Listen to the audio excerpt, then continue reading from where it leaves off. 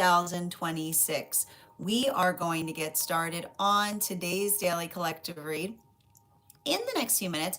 But if you would like to get on the list for today, the list is open. I'm keeping it very short today. I'll probably take one more person on the list before the list will be closed. It's 3 cards for a donation of 29 or more. 4 cards for a donation of 23 or more for my subscribers. Links in my bio. Please keep in mind there are 3 things I do not read for across these apps. Those are pregnancy, medical, and legal. Happy to give insight on anything in private readings, and you can book private readings on my site. We're also doing 2 giveaways today. Our first reading giveaway is going to be a reading giveaway when we get to 50K likes. So make sure you're tapping that screen and we will get to 50K in no time. Prior to beginning today's reads, I will be giving a brief recap on what we've been seeing in the cards over the last few days. Now, if you'd like to catch those full readings, you can find them over on the place where we keep the videos. You can also find them as a podcast over on my spot and over on my stack. Prior to beginning today's daily collective read, though, most importantly, first and foremost, how are you doing today? Scale of 1 to 10, there are no wrong answers. I was kind of trying to tell you guys that this moving into this new moon potentially was going to feel like a full moon. It's in Cancer. And working through the fact that we're navigating, the thing about Cancer energy is there's a lot of emotional depth and gravity there, right? It's working into the context of our own emotions, the ability to energetically set our intentions or be fortified as it relates to direction. Now, one of the things we have to be conscientious about is when we're navigating through Cancerian energy, everything can create the space of us feeling hyper, extremely energetically sensitive upon things. So being able to be conscientious in relationality of moving through things, circumstances, or situations with a recognition of that energetic feeling. It's hard enough when we're going through a new moon in Cancer when it's just like that, but the fact that we're also experiencing this at the time by which the moon itself is in the sign work, it can feel extra. It can feel extra emotional. It can feel extra intense. It can feel extra it's just extra everything to a certain extent. I want to make sure that you're prioritizing rest during this time as well. There is something that's very important, though, that we effectively identify in relationality to this work. And I like the thing I like to describe about it is in order to understand it, we have to go back to looking at the full moon that we experienced recently, because that full moon was in Capricorn. And full moons in Capricorn have a tendency of bringing up old wounds, right? Bringing up old feelings. But, and this is what I like about the energy that we're currently seeing. There's something really significant to identify with the fact that we're going through all of this energy right now, and Chiron is in Taurus, right? Because it basically is the conversation that shows us the significance and value of working through things with a sense of energetic progressiveness, right? Because it's the progression of intention that allows us to be able to see things perceptually, right? And the way we effectively understand that is having to feel our feelings, right? Because when we're not feeling our feelings, we often find the fact that we're volatile or reactive within them, right? They often feel like they get the energetic best of us. But when we're doing the work, right? Like when we're doing the work to feel our energetic feelings, what is the benefit or the blessing that effectively arrives to all of those around the self, right? It's the processing of emotions that allow things to be able to feel, right? That becomes that one sense of steadfastness. So that's what I like about this energy, because you have to recognize there's something kind of beautiful that we saw that effectively was happening in that last lunation cycle. because we observed, right? What do we observe? We observed the moon. We observed the moon going through the Capricorn moon, which often brings up old wounds. But at the same exact time, right, we had Jupiter moving into Leo as Mercury was pulling back into Cancer. And that is the ability to feel something, right? I want you to observe this. You understand what that means? It's feeling that first. You know what I mean? You know what that feeling is? What's that word for? We don't have a word for it. It's feeling that first, like feeling, and then pulling back, right? It's the intensification that then allows one to be able to. It's the there's we need a word for it. There's not a word for it. there's it's the feeling of being, it's feeling compelled to move forward but instead moving back, right? It's feeling all of that energetic intensity that then effectively allows one to be even more energetically focused and precise in something. So I want you to be conscientious about that, because that's the hard part about this, is you may be feeling like that a lot. You may be feeling a lot of that energetic intensity, but that ability of allowing it not to be, right, expelled, but rather in the space by which one is focused, because when one focuses, one propels. So be very conscientious, because that's effectively, and again, I wish there was a better word for it, but there's not one that I'm being able to land upon, because it's a very it's a very nuanced description of how energy moves, right? It's not necessarily, it's the propel forward, but instead the pull backwards. It often feels, right, that allows one to be able to do something even better than one was able to do it before. Now, as this relates to how one is potentially experiencing this, we went through all of the sign work in in one of our recent spreads. And when we were going through the tarot astrology, the important thing to navigate is what one does, right? What one does with a lot of energetic feeling, right? Because it's working, and it's going to be different depending on the signs that you align to. Um, for those with water sign placements right now, I feel like the most important thing to make sure that you're focusing on is not feeling energetically overwhelmed, or um, or working into the space of just allowing one's ability to move through things, to take step by step approaches to things. I keep on getting, like, don't allow it to be the space by which you feel like you're racing through things, but just doing things as they're energetically necessary. For those with air sign placements, the thing I keep on seeing, I wouldn't be surprised right now for those with air sign placements if this feels very energetically restorative, or working into the context of trying to communicate, or working through communication barriers, or working through communication issues. Because, and I want to kind of describe this, it probably is allowing one to be able to build into a better perspective, or getting a kind of a better context upon things.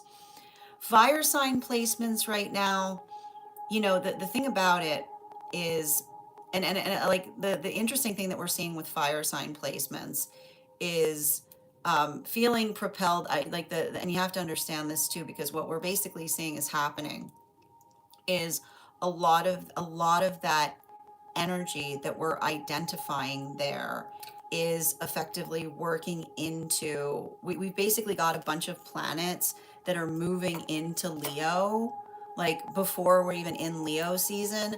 So kind of working into the space of having to move, like, I wouldn't be surprised if there's a bunch of Leos right now that feel like everybody else is on vacation except for like, or all the fire signs. Like, I'm talking about Aries. I'm also talking about Sagittarius. We're working through, like, what we're basically seeing right now for a lot of these air, like fire sign placements is potentially feeling the sense or space by which others, like others are taking this time restoratively. And there's a bunch of fire sign energy that's just like working fastidiously, like there's like a lot of that type of energy that I'm seeing here. But again, it has to do with the fact that there's a lot of that intensity that we're seeing, particularly as it relates to Jupiter and Leo. Now, in relationality to the earth sign energy, I feel like what we're seeing for earth signs right now is is focusing on or building into that restive state. And the reason I'm saying that is I feel like for a lot of Capricorn energy, the pre like or not just the Capricorn energy, but working into Capricorn, Taurus, and also building into also building into the context of identifying or recognizing like this was the work that this energy you were probably feeling earlier, right? And especially also for Virgo energy, because that ability of potentially having the space of putting the work ahead of the self or putting the work ahead of time is being able to effectively identify a time of rest or potentially helping others understand or identify what that restive state is in order to communicate more effectively. So, the one thing I want to be conscientious about, and this is something that you have to be really focused upon with energy right now, is sometimes we see all of the sign works kind of experiencing it in the same way, but this is where you can kind of, even the way I'm explaining it, all the signs are experiencing it very differently. So making sure that you're being conscientious in terms of not building into, and this is one thing we're going to talk about a lot, especially as we go into more personal readings, not allowing assumptions to get the best of the self, right? Because the thing about it is, especially with the fact that we've got Mercury in retrograde in Cancer, and the space by which we experience or see a lot of the emotions of the past rising to the surface, that ability of being able to identify or do something via the context of observing how you're feeling rather than building into the space of feeling frustrated in terms of that emotion is going to effectively help the work going forward. But it might not necessarily be the easiest thing, particularly as it relates to being able to communicate in effective ways. So allow for healthy communication to guide you right now, and allow for this to effectively be the energy by which you're planting the seeds in terms of what feels best going forward. There's a lot of that energetic beauty there. There's a lot of that fluidity. There's even a lot of that there. This is I like to describe this as like beautiful seed energy in terms of being able to effectively work towards manifestations properly. But at the same time, that might be feeling difficult because it's like it's trying to plant seeds in the midst of a lot of emotional volatility or feeling a lot of energetic emotions that may be coming up in the context of doing that work effectively. That is where we find all of the energy prior to beginning today's daily collective reads. But if you'd like to find that full reading, you can find it over on the place where we keep the videos. You can also find it on the place where we keep the photos. You can also find it as a podcast over on my spot at Tarot Church and over on my stack. I'd also encourage you to head over to my stack to learn more about our next tarot class, which is happening this Thursday at 5:30 p.m. PST, 8:30 p.m. Eastern. We will be continuing our studies into the tarot with a focus on the two cards of the minor arcana. If you'd like to become a part of that tarot class program, all you need to do is head on over to my stack and become a paid subscriber. Your paid subscription to my stack is your ticket of entry into our live classes each and every month. You will also, as a paid monthly subscriber, have access to over 9 hours worth of material in the Tarot Church Library Class Archive. Now, it's not necessary to catch up. I'll be doing my best to give you an update on everything we've studied prior to beginning that next class, but the material is there for you to receive as you're ready to receive it. You'll also have access to a one-on-one chat with me and the other students to ask any questions that you may have in relation to anything we've learned thus far. And if you become a founding member, not only will you receive a discount on the full year's worth of classes, but you'll also have access to over 20 hours worth of material in the Tarot Church Library Class Archive, and the opportunity of having a tarot meet assessment with me, where I will meet with you personally to assess where you are on your own personal journey, to give you the best insights in terms of how to utilize those classes to the best impact, moving towards your tarot goals going forward. One of the things I tried to do in these classes was make them accessible to the absolute novice tarot reader as well as the seasoned reader. There's definitely something there for everyone. Don't let your lack of experience or your robust experience prevent you from joining us in these classes. And even if you don't become a paid subscriber to my stack, I would encourage you to follow me there to stay up to date on any new offerings or services. I also post my weekly newsletter there, which will let you know about my in-person events as well as my online live schedule, and my mystic meditation articles, which will give you updates on everything we've been seeing energetically. I just wrote one recently on this new moon energy that we're currently experiencing. Finally, I want to let you guys know that on top of my standard life path readings, I also offer mentorship classes.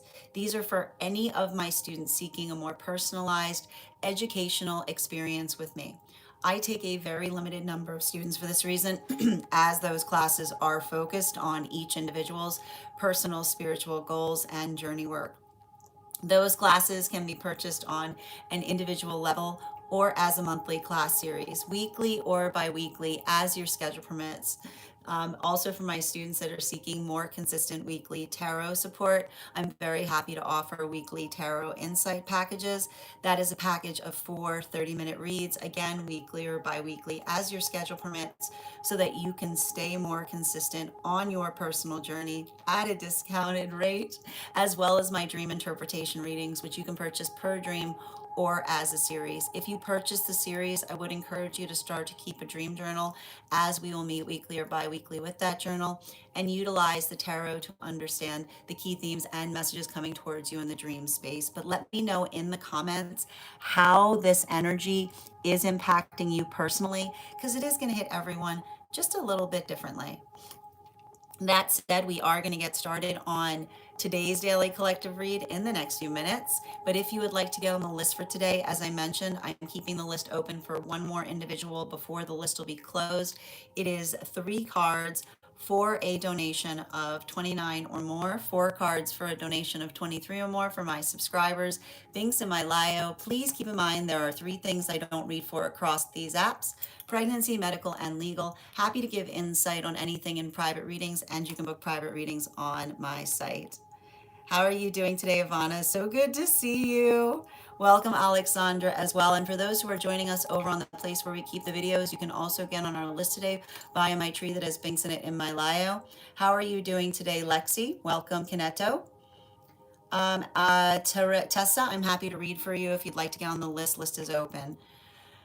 Yeah, Alexandra, the sleeping right now might be very deep or difficult. Like, the best way I can describe it when we've got a lot of Cancerian energy, especially what we've experienced now, is like it's one of those situations by which it might be hard to get down, but then once you're down, it's very hard to wake back up again, right?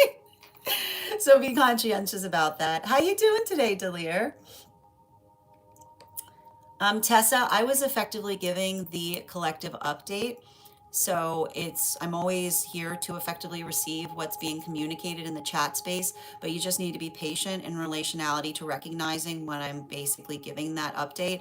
I'm not going to be in a space of being interrupted if I'm providing an update to the collective. Thank you for respecting that. Welcome from Wales, Scriv.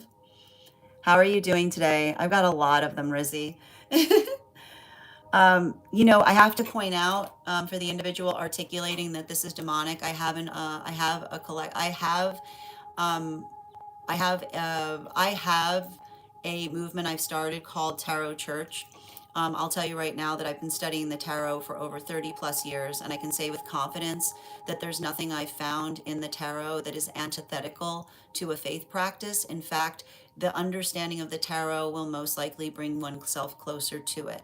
However, when you approach things from the space of trying to see things from a point of judgment of others, you yourself are building into a fear-based narrative. So make sure that you're not casting judgment on others based upon one's own fear or presumptions, because that's what we effectively work to try to energetically correct here. Hi there, how you doing today, James? I hope you're having a beautiful day. How are you doing there, Trails? Welcome. Hi there.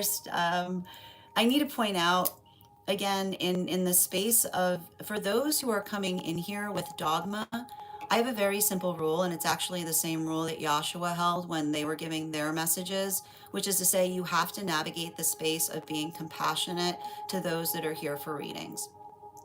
If you're coming in here and you're casting judgment, you are literally going oppositional to what Yahshua was speaking about in their own messages.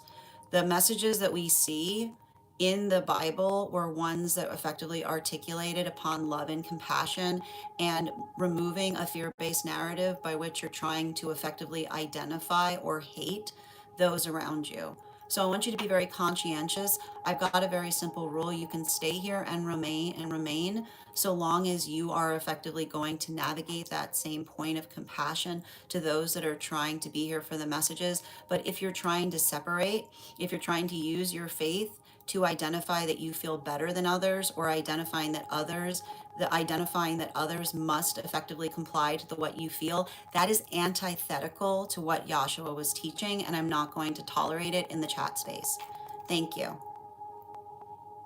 Absolutely. Turmoil between what I've witnessed and lots of feelings going around. Sending you so much support, Alexandra. Absolutely. Sending you support, Nicole. I'm trying to rest, but I'm doing more work in the dream space than when I'm awake. It sometimes happens. Nicole, if that's occurring, you can always articulate to your guides the fact that you might be needing rest. Absolutely. Excellent. And James, thank you so much for those jewels. I appreciate that. Excellent.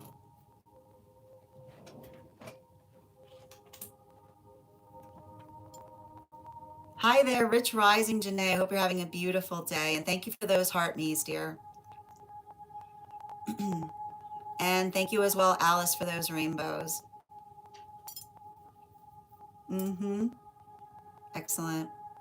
Good to see you guys. Hi there, Kath. How are you doing today? You're the first person on our list today for readings. Thank you for being here. Absolutely. Welcome. I need to stress this, okay? There's nothing in the Bible that articulates anything in relationality to tarot cards. And in fact, we see several examples in the Bible of Yahshua practicing divination. Specifically, you can see it in the space by which the space by which tarot, like the space by which Yahshua was effectively writing in the ground in order before consulting upon what to do. Right, that is performing divination. Also, I'll point out that if you open a Bible for inspiration, you are practicing bibliomancy. That is a form of divination as well. If you're not reading a full book, but you're just looking into a book for inspiration, that is also a form of divination. Absolutely. How are you doing today, dear? Welcome. Hi there, Hardy. Sending you support on your journey. And thank you for sharing the live, Dada. Always appreciate when you guys share the live. Oh, what's going on, Alexandra? Just bear with me one moment, dear. Absolutely. Welcome. Hi there. How you doing today, Addison? Oh, thank you, Kayla. I appreciate you, and thank you for being here and receiving these messages. Excellent. How are you doing today as well? Excellent. And Dada, thank you for sharing the live. Always appreciate when you guys share the live. I need to be, so I need to ask you, Hardy, if you're going to communicate to make sure that you're creating full thought forms in the chat space so that others understand clearly what you're trying to say. Thank you. I know I'm very excited about the class. Absolutely. And Bridget, thank you for those gifts. I appreciate you. And thank you, Bridget, for sharing the live. Always appreciate when you guys share the live. Excellent. Hi there, Mio. How are you doing today? I'm happy to read the list. Just bear with me a moment. Hmm. I need to point out. No. I'm pointing it out, right? Reading the Bible is not divination, but if you open a book for inspiration, if you're not going to read the book from beginning to front, if you're just opening a book for inspiration, that is bibliomancy. That is a form of divination. That's just a fact. That's just a fact. That's not opinion. That's just fact. Okay. All right. Absolutely. No, Sherry, so we're on a tight time frame today. So we're going to be focusing today specifically on personal readings and for those who are already on the list. I'm going to keep the list open for one more person today before we move into personal readings. I mean, we'll have one more. We have room on the list for one more today. Time is short today, so we're going to be holding off on the full collective. However, if you'd like to find the collective that we did most recently, you can find it over on the stack. Also, I will point out that it's very common for those who have personal readings here, for others who also need those messages to be able to receive messages that they need as well. Excellent. All right. So we're going to get started. How are you doing today, Bridget? Welcome. And so just a reminder for anybody, I'm going to read the list for today. And if you would like to get on the list, as I mentioned, I have room for one more person on the list today before the list will be closed. It is 3 cards for a donation of 29 or more, 4 cards for a donation of 23 or more for my subscribers. Oh yeah, Alexandra, I got you, dear. Yes, thank you. And the list is now closed. So if anybody else wants to get on the list today, you will be read for tomorrow. And we will be moving into one cards. The way we're going to effectively do it today is anybody who had priority will be read first, and then we're going to be moving into one cards, and anyone who got on the list after I've gone live will be read for afterwards. But I believe, and I'm just confirming, it looks to me like everybody who got on the list today actually got on the list before I went live, so we'll be doing those readings before we be and then directly moving into one card. So if you'd like a reading today, even though the list is closed, all you need to do is become a super fan or a paid member over on the place where we keep the videos, and I'll be happy to give you your one card reading as well. Hi there, Cheryl. As I mentioned, the list is closed today, but if you'd like to become a paid member, I'm happy to answer that question for you. Excellent.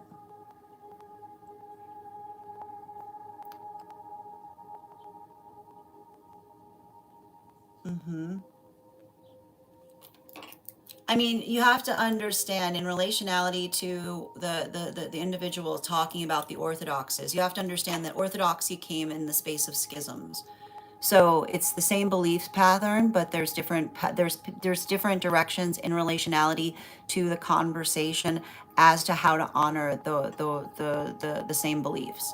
So you have to understand, like, even in the modality of orthodoxy, we're talking about the variations of practice, but being energetically respective, what I'm articulating about is something that's collective. Absolutely. There's different orthodoxes. Not all the orthodoxes are alike. I would encourage you to look at the history as it relates to the formation or the separation points. It's not all the orthodoxes came into formation at the same time. There's a history there that you can work to understand. And typically the way you can understand that is by being able to recognize what the schisms were that created the orthodoxies. I hope that helps. Yeah, absolutely. All right, let's continue right now.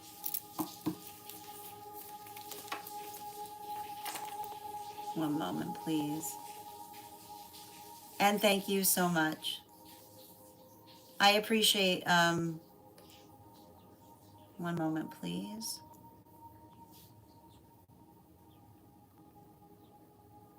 All right. How you doing there, Alexandra? All right, the first person we're reading for today is going to be Kathleen. Kathleen, if you're here, oh, your card's already coming out fast. Kathleen, Kath, if you're here, if you could respond in all caps, let me know if you'd like a general reading or if you have a specific question you'd like me to answer. And while we wait for Kath's question, let's warm up those intuition muscles with an intuition check. I've got the animal oracle cards here. We're going to count back from 10, and when we get to 1, I will reveal the card. 10, 9, 8, 7, 6, 5, 4, 3, 2, 1. We got the V. We'll be doing that again after the next reading. And I'm going to pin up Kath here. Absolutely. How you doing today, Julia? BB, the list is closed, dear. Just seeing you. I hope you're having an absolutely beautiful day. But if you'd like to get on the list for tomorrow, you can be the first one to read for. And guys, make sure to give BB some love. Readers supporting readers. Absolutely. So good to see you today, dear. I hope you've been well. This energy is really intense right now. Excellent. Let's get to it. How you doing today, Heather? All right. So, Kath, second call for Kath right now. Second call for Kath. Hi, Kath. Absolutely. All right. If Kath, okay, I knew Kath was here. How you doing today, Kath? Can you let me know if we're doing a general reading or if you have a specific question you'd like me to answer?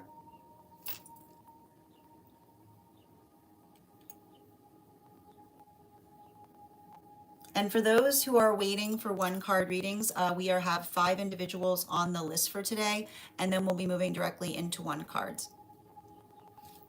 Excellent.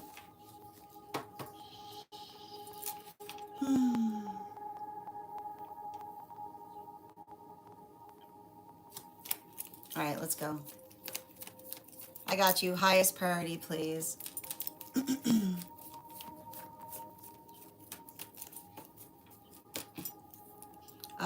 One moment, please. So before we, this is really, it's just 3 of Pentacles I'm seeing right now. Can I get one more, please?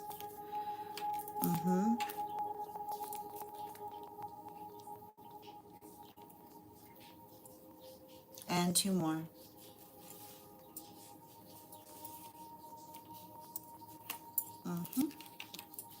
Thank you. And 1 more.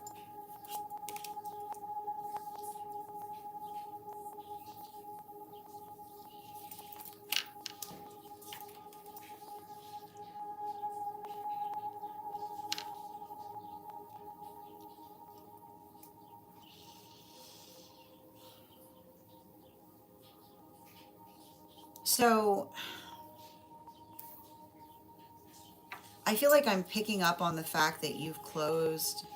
I feel like I see some kind of major karmic cycle that is coming into a completion point around you. And what I'm identifying with the closing of that karmic cycle is working into or observing or identifying the difference. Like I keep on getting the message. It's actually feeling to me like there's there's a guide that I'm seeing that's coming through, and it feels like someone ancestral because they're articulating upon the difference of someone that is looking to prioritize you versus somebody that is invested in keeping you on their sideline, right? And there's something very important about that I'm energetically seeing, because it's the observation of working into the context of what one is trying to effectively identify. And I know it can, I know it can feel confusing, right? Like it can feel very energetically confusing when another person is reaching, like working towards you, right? It's like they're almost working towards you askance, right? They're working towards you in a way by which they're not necessarily articulating upon the way that they feel. And so I feel like the message that's coming through from your guide is like congratulating you for moving fastidiously away from weird energy, right? Because the thing about it is, and I keep on getting like there's something that's good, right? There's something that is good about an individual that energetically embraces their authenticity or articulates upon what their energetic intentions are. But your ability to potentially perceive or see, right? The shape or nature by which an individual continues, like I keep on hearing, like continues to utilize you as some kind of energetic distraction point in their own experience, right? We don't, like the guys articulating that we don't see people like that, right? It's not appropriate, or it's not proper. And I feel like there's something really important about that, because you're probably, I can see like even situations by which you're navigating a situation by which another person isn't being energetically respective of the boundaries that you yourself have articulated to them. So if you're working into the space of having feelings about it, the guide is congratulating you for having the right feelings, right? They're congratulating you for feeling energetically frustrated upon it, because there's good reason to be frustrated. You know, like there's good reason to be frustrated. Um, and I feel like the thing about it is, even in the context by which, like even in the context by which one is effectively working through that, um, the best thing I can describe to you is um, helping helping to energetically communicate to another um, what feels energetically corrective or respective. And I want you also to identify or work through the context of helping another person. Like the thing about it is, it's interesting because like a lot of the messages I'm potentially seeing around you right now are um, working into the space of new possibility, or being able to heal in a way. It's going to feel a little bit like moving into the unknown. And a lot of that moving into the unknown is helping you to recognize or determine what it feels like an energetic, authentic connection, right? Because, and the thing about it is, I feel like you've got a guide stepping forward that's like very invested in helping you follow your energetic bliss, as it relates to being able to not only as it relates to not only being able to do things, but being able to communicate um, in terms of something that feels energetically real, right? Like it's interesting because I've got two different messages that are effectively coming through, and they're both coming through the context of a guide.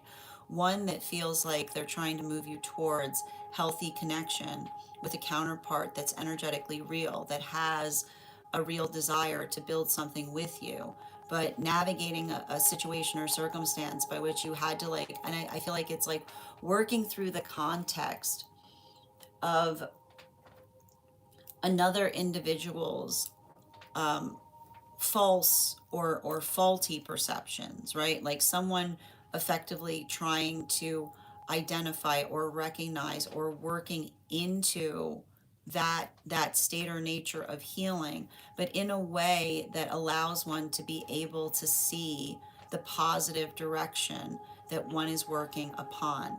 I want to give you some bottom of the deck information on this, something to keep in mind going forward.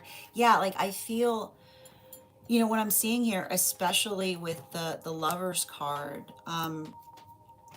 it's saying to me that this was something, and again, I'm not sure how connected you are to past life experiences, but it feels very much like a lot of the work that I'm potentially seeing here in relationality to your own journey is working through and understanding, and I feel like this is what feels so volatile here, like particularly with this Lovers card in its reversal, which is identifying or recognizing what feels what feels energetically reciprocal is like, I keep on getting the message like reciprocal is reciprocal, which is not, it's saying to me, it's like it's working into the space by which it's not the context by which we're doing everything at every moment, but it's the space by which we're energetically clear what direction that we're moving into. And I keep on getting that, the one thing I'm getting, and this is interesting too, because this feels energetically connected to your counterpart, like your divine counterpart is never going to put you in the middle of a messy relationship, is what I keep on getting, right? Like your divine counterpart is never going to utilize you to help them through a messy relationship. That they're gonna, like, it says to me, like, this is the energy that is very responsible as it relates to navigating their own, right? Navigating their own circumstances or situations, or navigating their own spaces by which they're working to effectively heal or do something. So I want you to be very conscientious about that, because it's saying to me that something about the nature of that work, or working fastidiously into that context, is going to effectively allow for something to feel reinforced or re-encouraged, but in the same context, it says to me that it's just saying, like, it's like I keep on hearing a counterpart saying, remember I'm responsible, right? Like they're identifying the fact that that responsibility is not one that they're going to effectively put upon you. They're going to effectively help you to continue to heal that. And I feel like that is like there's something very important that I'm identifying there in that journey. Thank you so much for having that reading with me. And if this message, Kath, if this message connected to you as well, it's very common for those who need these messages to be here to experience them. We are doing personal readings right now. If you would like to get on the list is open, is closed, but you can get on the list for tomorrow and you'll be the first person read for. It's 3 cards for a donation of 29 or more.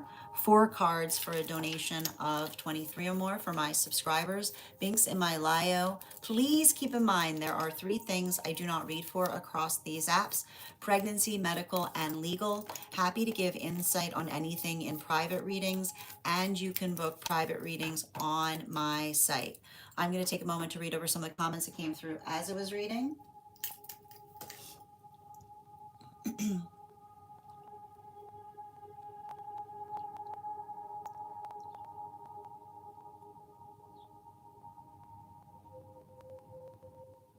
Mm-hmm.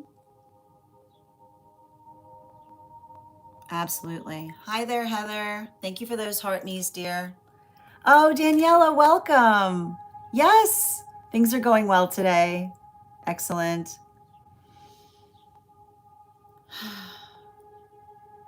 It's interesting. There is somebody's absolutely. Oh, thank you. I do my best, dear, and thank you for being here and receiving these messages. Absolutely. Mm-hmm. Yep, I got you, Kath. I feel like you already have. Mm-hmm. Oh, Nicole, we're gonna get into it, dear. Mm-hmm. Absolutely. Thank you, Kath. And Sandra, thank you for the follow.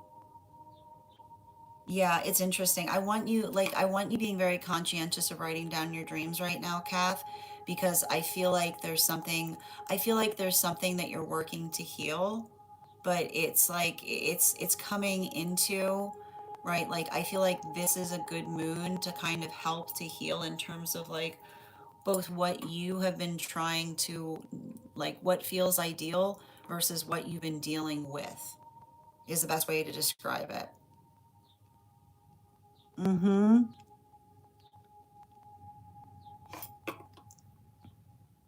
Yeah, absolutely. I know. I mean, but here's the thing about like the thing you have to recognize, Kath, especially with situations like that, is like the persistence is in a way its own form of closure, right? Like the persistence is the energetic closure point. Absolutely. You're welcome. We can definitely start to kind of. I think that I feel like that's why I want you making sure that you're writing, like you're recording your dreams right now, because I feel like there's something in the dream space that may be coming towards you that's very revealing in relationality to that. I need to point this out. So, Mister, I just need to point this out again for those who are here.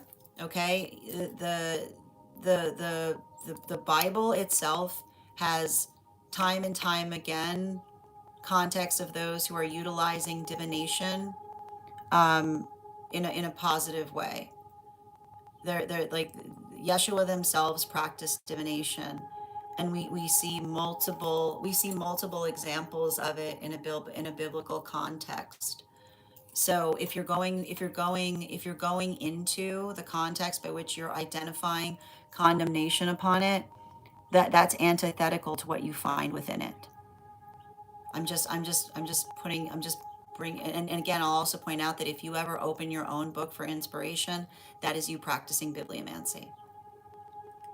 Okay. Hi there, Kayla. Oh, I'm doing well, dear. Thank you. And for those who are our paid members over on the place where we keep the videos, we have four more reads today before we move into free one card reads for those who are paid members and for those who are joining us over on. Thank you, Kath. Those who are joining us over on the Clock app as super fam. Cavstar, thank you for the follow.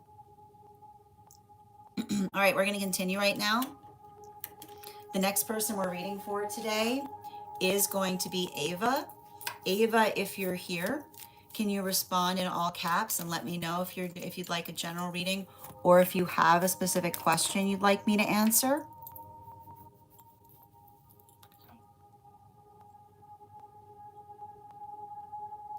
Mm-hmm.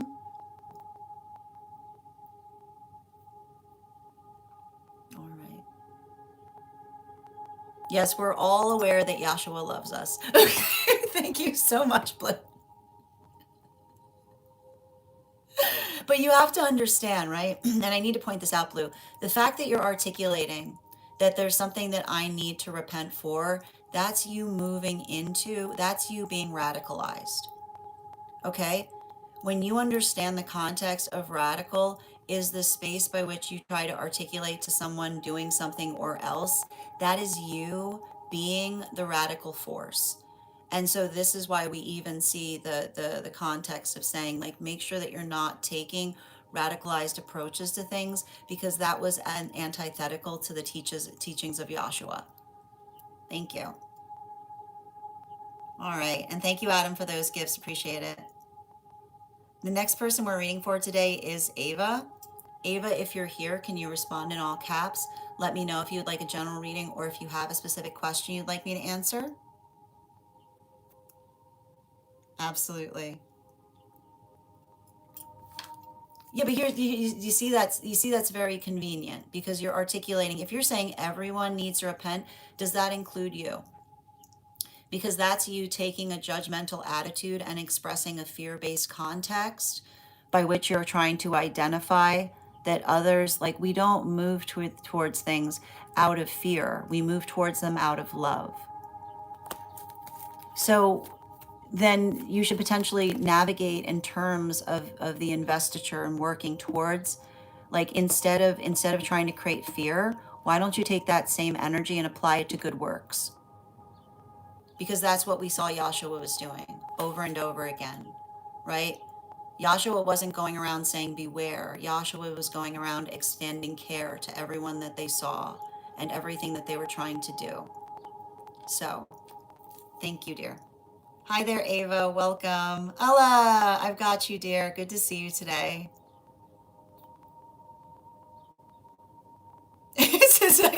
I told you, it's the energy right now, Nikki. Good to see you today, dear. Mm-hmm.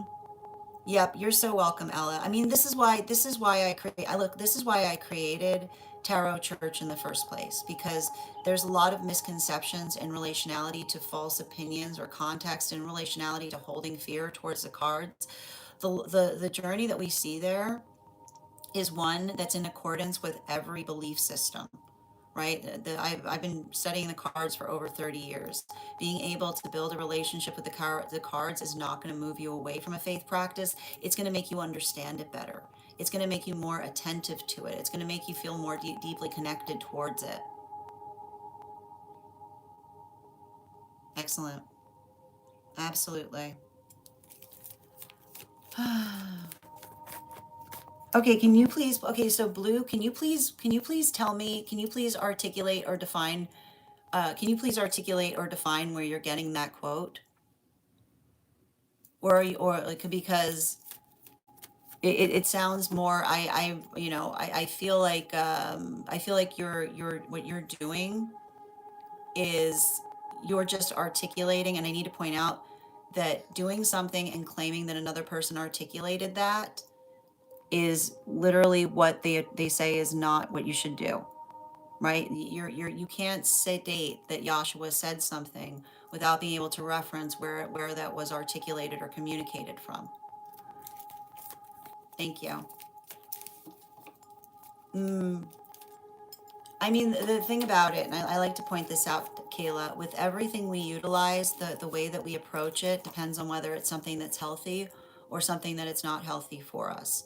The ability to connect to the cards in an unhealthy way is there, much like one can take a book of good works and connect to it in a way that allows the space of trying to hurt others or cast judgment to each other with it. It's all about intention. Mm-hmm. All right, let's continue. All right, the next person we're reading for today is Ava.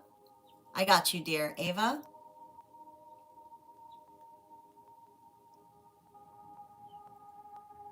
One moment. And also remember, friends, we are at 27K. I mean, 27, we are at 7.6K. When we get to 50K, we will be gifting a reading back to the collective. So make sure you're tapping that screen and we'll get to 50K in no time. Second call for Ava. Oh, Ava, there you are. Where's your question? Did you say you posted it? Mm-hmm. Got you. Question on the disco. Bear with me one moment.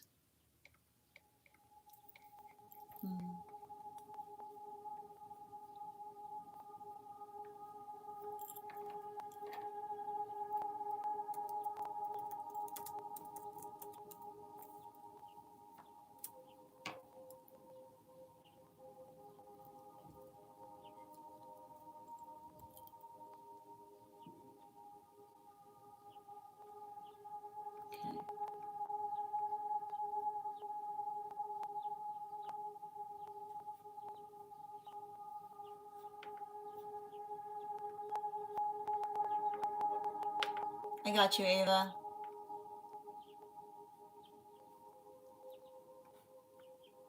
Mhm.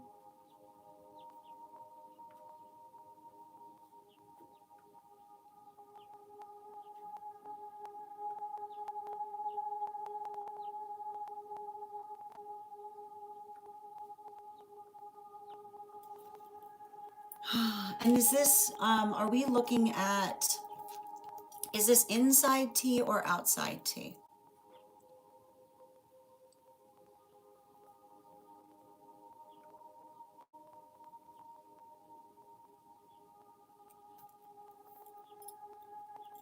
So I need to point out the space by which you're articulating that is in the context of working through the energetic fear. Because what Joshua was basically trying to say to you in that message, Blue, was the observation that you need to approach things in life from a point of fearlessness, right? The observation of doing something in a fearless way is coming into the pathwork of one's own authenticity. It was basically a statement identifying, finding confidence to be one's authentic self, not the space by which you're trying to articulate. There's no statement or direction that is identified in that quote. The way that it is articulated is saying, don't be afraid of those terrestrially that threaten you. There's only one, like that basically says, don't do things under duress. So do you recognize the fact that you're taking a quote that was quoted in Matthew about not doing things from a place of duress, and you're changing the context of it to say that to suit your own purpose. There's no context, there's no directive in the statement of the missive, but your ability to effectively try to twist the missive to say, to utilize it to being able to do something, that is you literally being the energy that is articulated in the statement. I hope you understand that. Thank you. I hope that thank you for pointing it out so I was able to show you. Absolutely. Okay. Oh Lordy Lord. All right. Apologies, Ava. I just had to address it. I just had to address it. I had to. I just get real twisted up when it comes to misinterpretations of things. I just get hi there from Arkansas. I get real twisted up. Sorry. Okay. All right. And again, bear with me one moment. The list is closed today, Thea. But if you want to get on the list for tomorrow, you'll be the first person read for. Okay, you don't mind, dear. Absolutely. All right. So before we get started on Ava's reading, let's warm up those intuition muscles with an intuition check. I've got the animal oracle cards here. We're going to count back from 10. And when we get to 1, I will reveal the card. 10, 9, 8, 7, 6, 5, 4, 3, 2, 1. We got the cow. We'll do that again after the next reading. All right.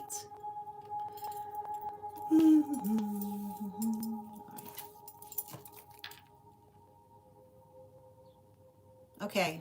So Ava, you said that you're comfortable with me reading this being outside tea.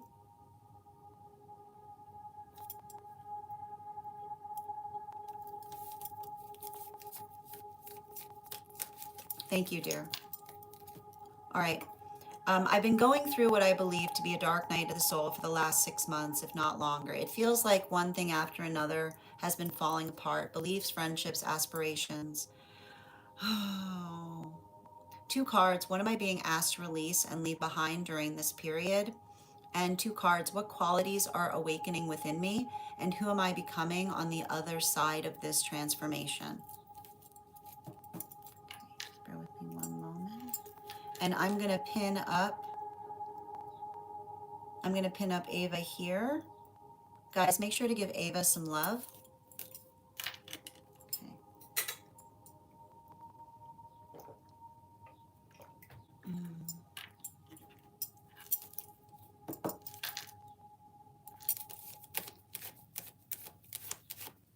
1, 2.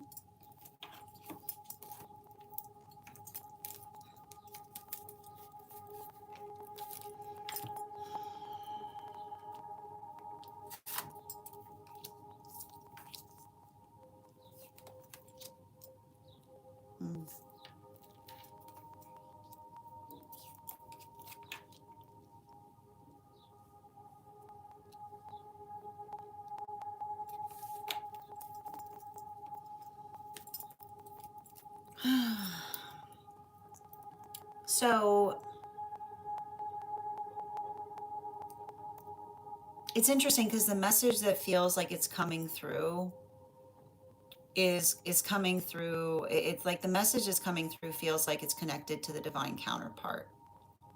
And what I'm basically seeing there is um and it has to do with this. I feel like it has to do with navigating. Like I literally see you looking at something from the past and asking the self like why one had to go through that, right? Like I like to point this out. If you're going through the context of navigating situations of the past and looking to the guide and saying to the self like was that necessary, right? Like that's what energetic, like that is showing the fact that you've energetically arrived into maturation, right? Because it's the observation of being able to attenuate into what others potentially um, misperceiving you, or potentially doing, and I want to point this out, and this is often what happens when it comes into the context of the self. And I feel like that it's interesting because all of this is coming from your divine counterpart. Is um, when we care about each other, we don't mess with another person's vulnerabilities. That's the most important thing. I feel like you need to write that down. Okay? Hold on a minute. Where's your book? Yep.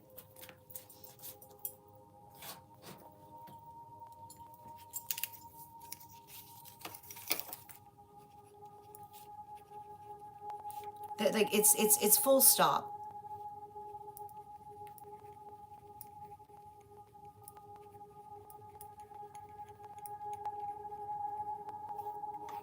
Like full stop energy. When we care about it, when we are energetically invested in the care of each other, we don't mess with one another's vulnerabilities. And the context, how, right? How another person holds your vulnerability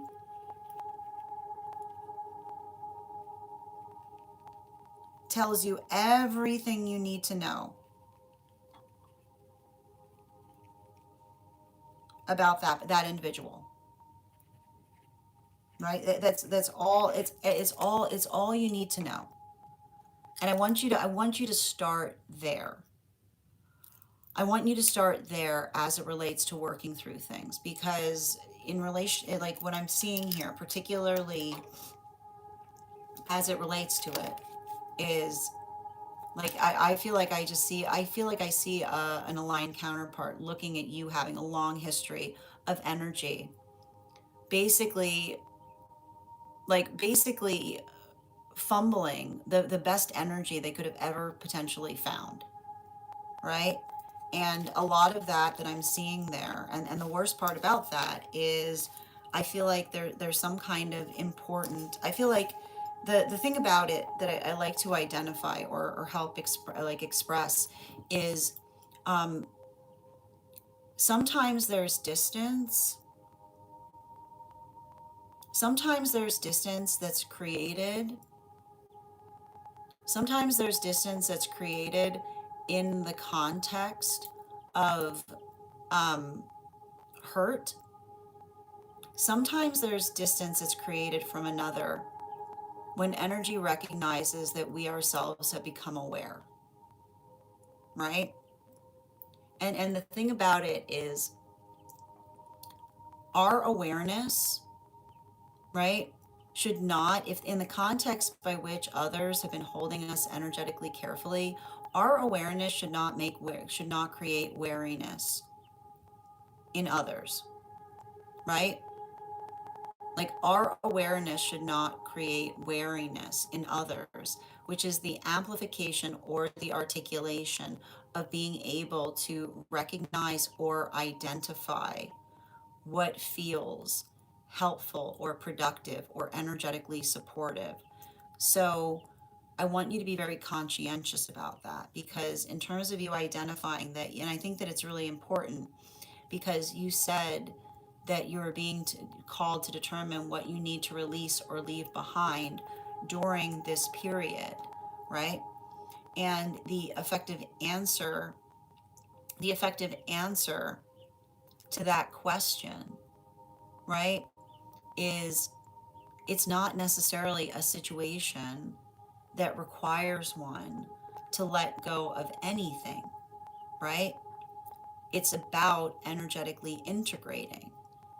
So I want you to kind of, I feel like that might be a better way to kind of frame that question, as to help you build into feeling more energetically complete at this moment, right? Don't worry so much about shedding and releasing. Think about energetically integrating.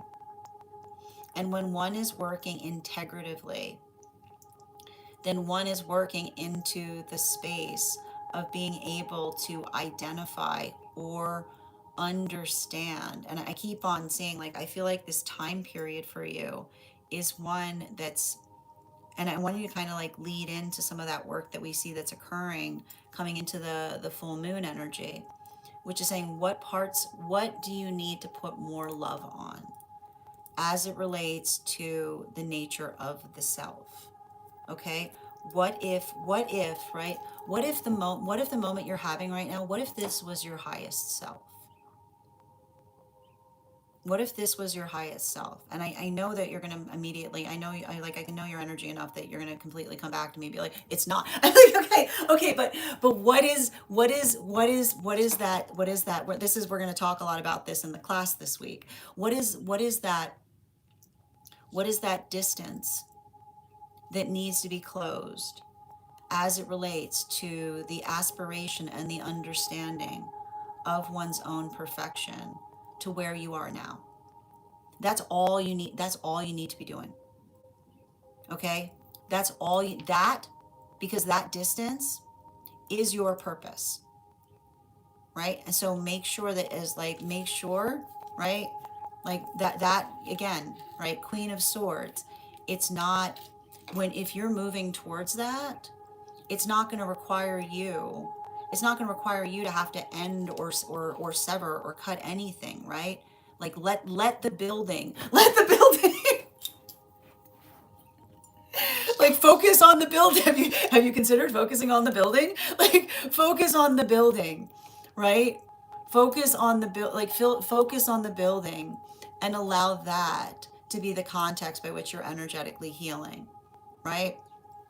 Let that, just don't, like, allow that to effectively occur. Thank you so much for having that. Yeah, I'm just going to write this down for you from one of your guides. Focus on the building. All right. And write it down. Write down what it is that you're working to. Be very specific on it. And let that just be the space by which you're continuing. Like when you start to get like like you can have some moments by which you recognize and observe your healing journey. But remember, your journey of healing is found in the building, not in the rumination. Right, not in the rumination, right? The rumination is the ruination, right? The rumination is the ruination. So don't ruminate, just create.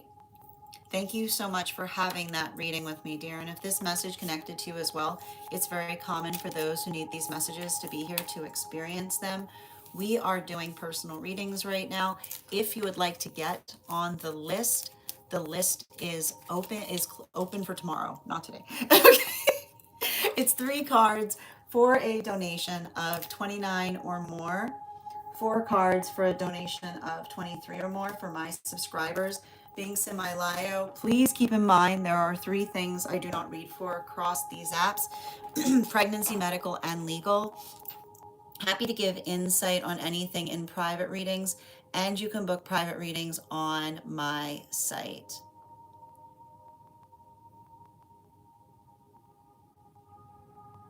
Mm-hmm.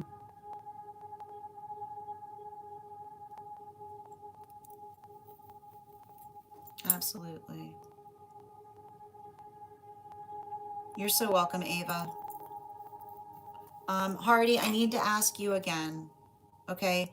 I need to ask you again to please make sure that anything that you're communicating in the chat space is one that does not feel like a non sequitur.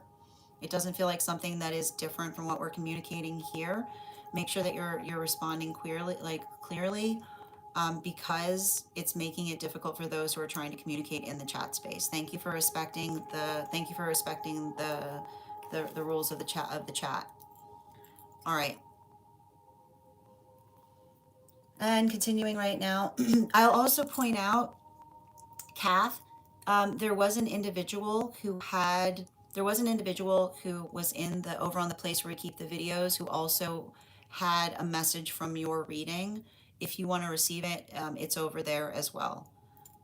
Absolutely. And let's continue. Excellent. It is going well. And thank you. Hi there from Vegas. Welcome. Yes, Diana, we're very aware that Yahshua loves us all. Absolutely. All right, let's continue right now. The next person we're reading for today is Nicole. Nicole, if you're here, can you respond in all caps? Let me know if you'd like a general reading or if you have a specific question you'd like me to answer. I got you, dear. I'll read the list for those waiting. The list we have right now is Nicole, Julia, and Alexandra. Mm-hmm. Excellent.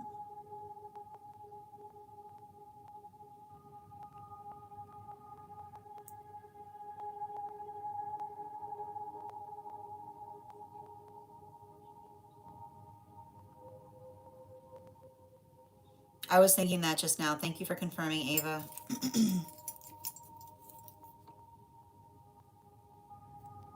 I like that. Yep, absolutely, Hardy. Don't be afraid. Don't allow a fear-based mindset to override one sense of purpose. Absolutely.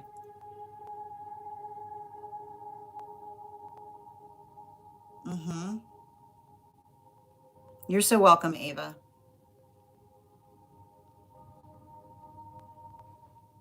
Okay. Oh, no problem, Ivana. I got you, Nicole. I'm happy to communicate that. Yep, absolutely. Oh, we're doing the dream. I got you, dear. All right. So the list we have right now is Nicole, Julia, and Alexandra. Excellent. And the next person we're reading for, Nicole, you said that it's under the dream section before we get started.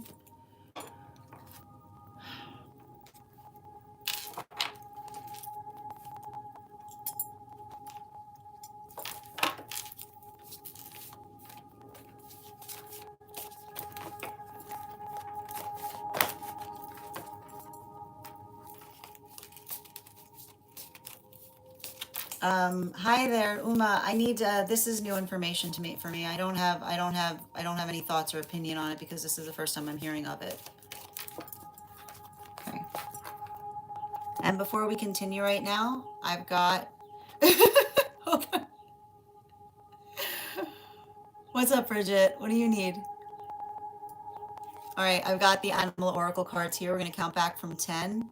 And when we get to 1, I will reveal the card. 10, 9, 8, 7, 6, 5, 4, 3, 2, 1. We got the sow. We'll do that again after the next reading.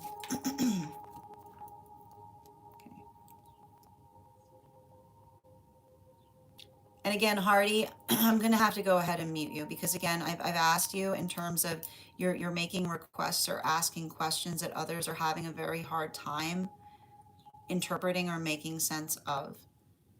So I'm going to proceed to mute you right now. And I hope that, you know, next time you return, like just let's try to be more in the space of being able to articulate clearly, because it's creating the space by which others are having a hard time communicating. Thank you. All right. Let's continue right now. All right, where were we? And pulling up right now for, just bear with me a moment. Nicole, we're doing a dream interpretation.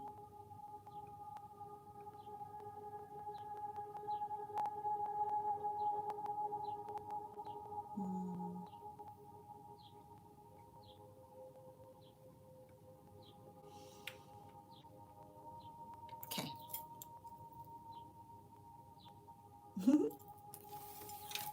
I got you. Okay, it's okay. Thank you for letting me know where it was because I think I was in the wrong spot. Okay.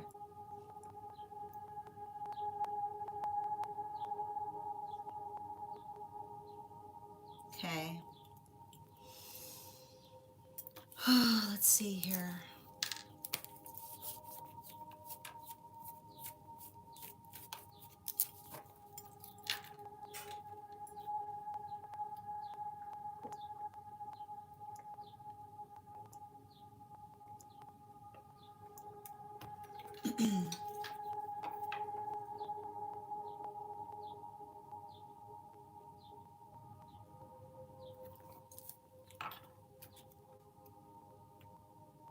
You said the dream's here?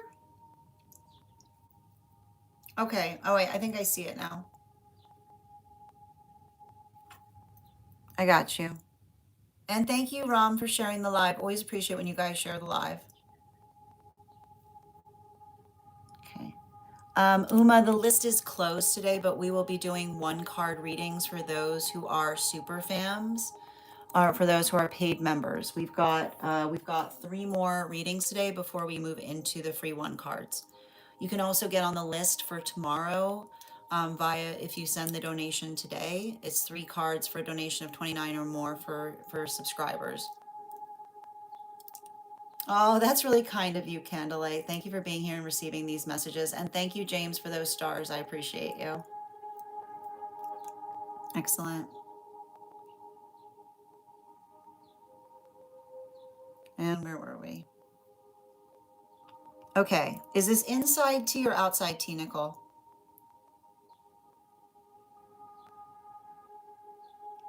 Mm-hmm. Let's just see here. I need to point out, John, I don't allow for harsh comments like that to be stated to those who are in the chat space, nor to myself. Remember that the energy that you put out comes back to you, so I hope you find a better day today.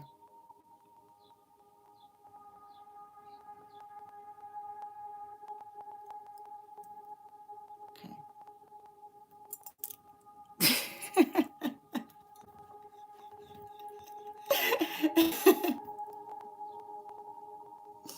Mm-hmm. All right, let's continue right now. All right, so did you say outside? Yep, thank you so much. And guys, I'm going to pin up Nicole here. Guys, make sure to give Nicole some love. For dinner and a movie, there was a big group of us. All women beside, oh wait, what am I doing? We haven't even gotten to the dream coconut. Okay. Inside that is a good joke. Okay.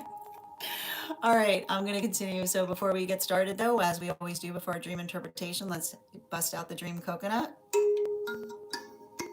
All right.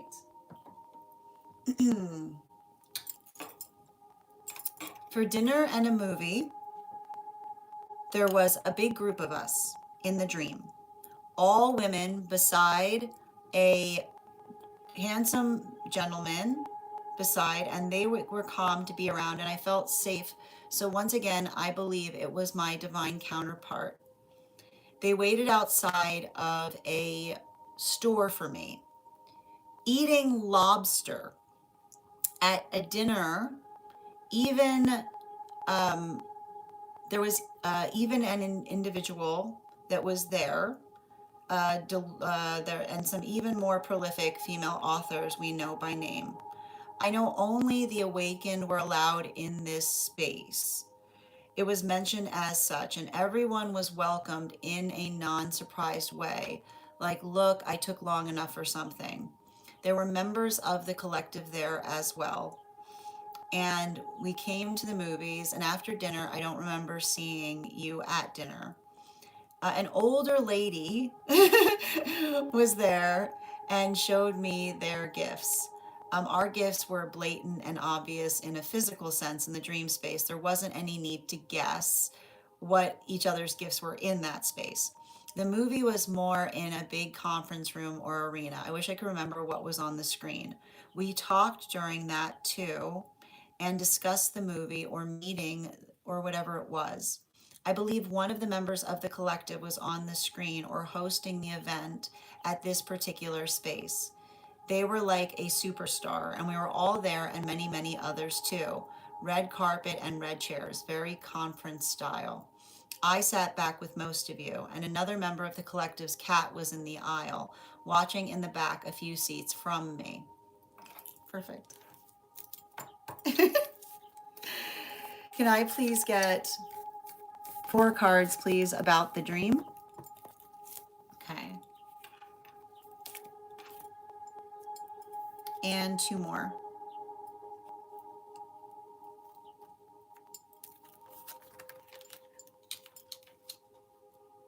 Mm-hmm.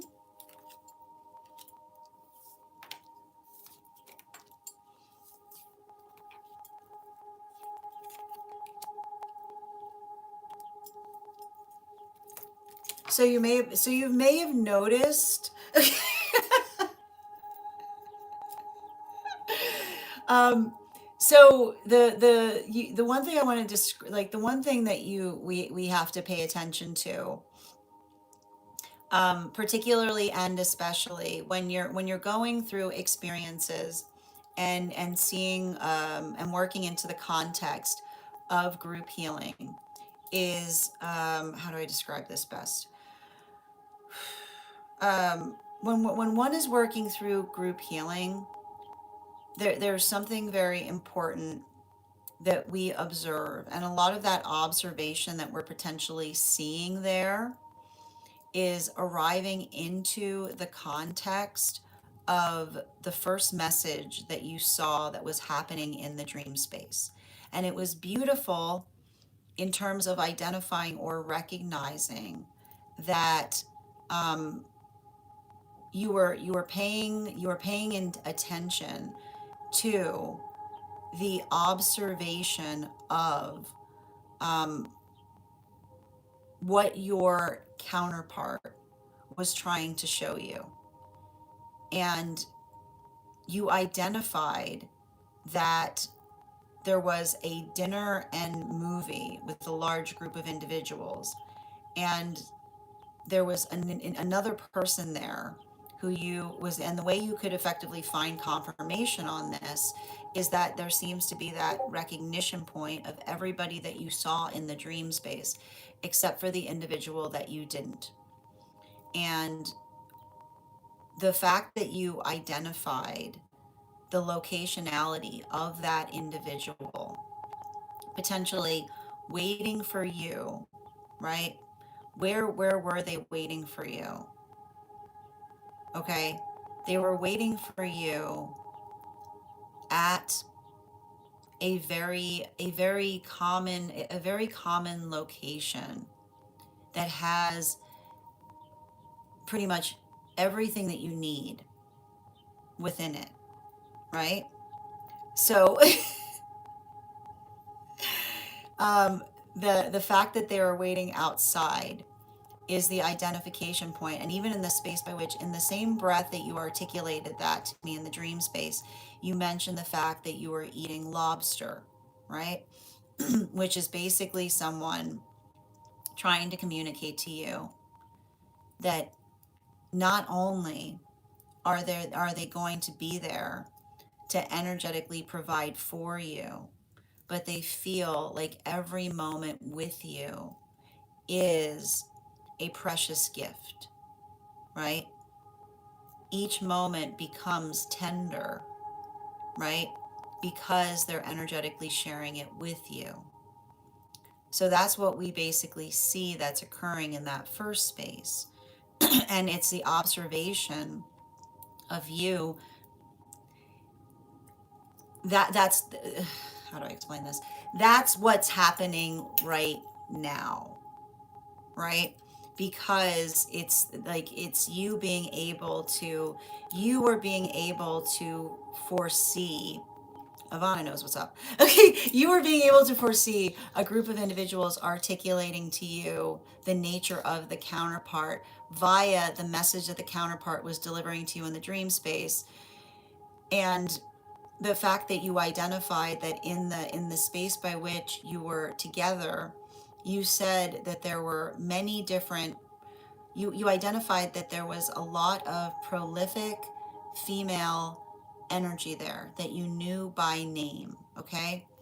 And the identification point is the reason that I articulated or put that limitation there was the fact by which you put the word allowance, right? So you have to recognize that this, like, what basically, so you have to understand, even in the context by which I'm reading something, do you understand that I'm trying to read it in the space by which I'm trying to honor what was articulated in the dream space? Okay. Because it's working into the context of being able to identify and recognize, right, that the sacredness of energetic circumstances.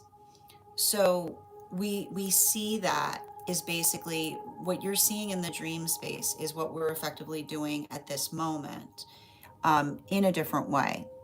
Now, in terms of you identifying that, um, you stated that everyone welcomed you in a non-surprised way, and it took you long enough or something, is the fact by which you are effectively, you're effectively finding an energetic center in, like, you're finding support in the collective, right? So feeling energetically collectively supported, that is being identified in the dream space.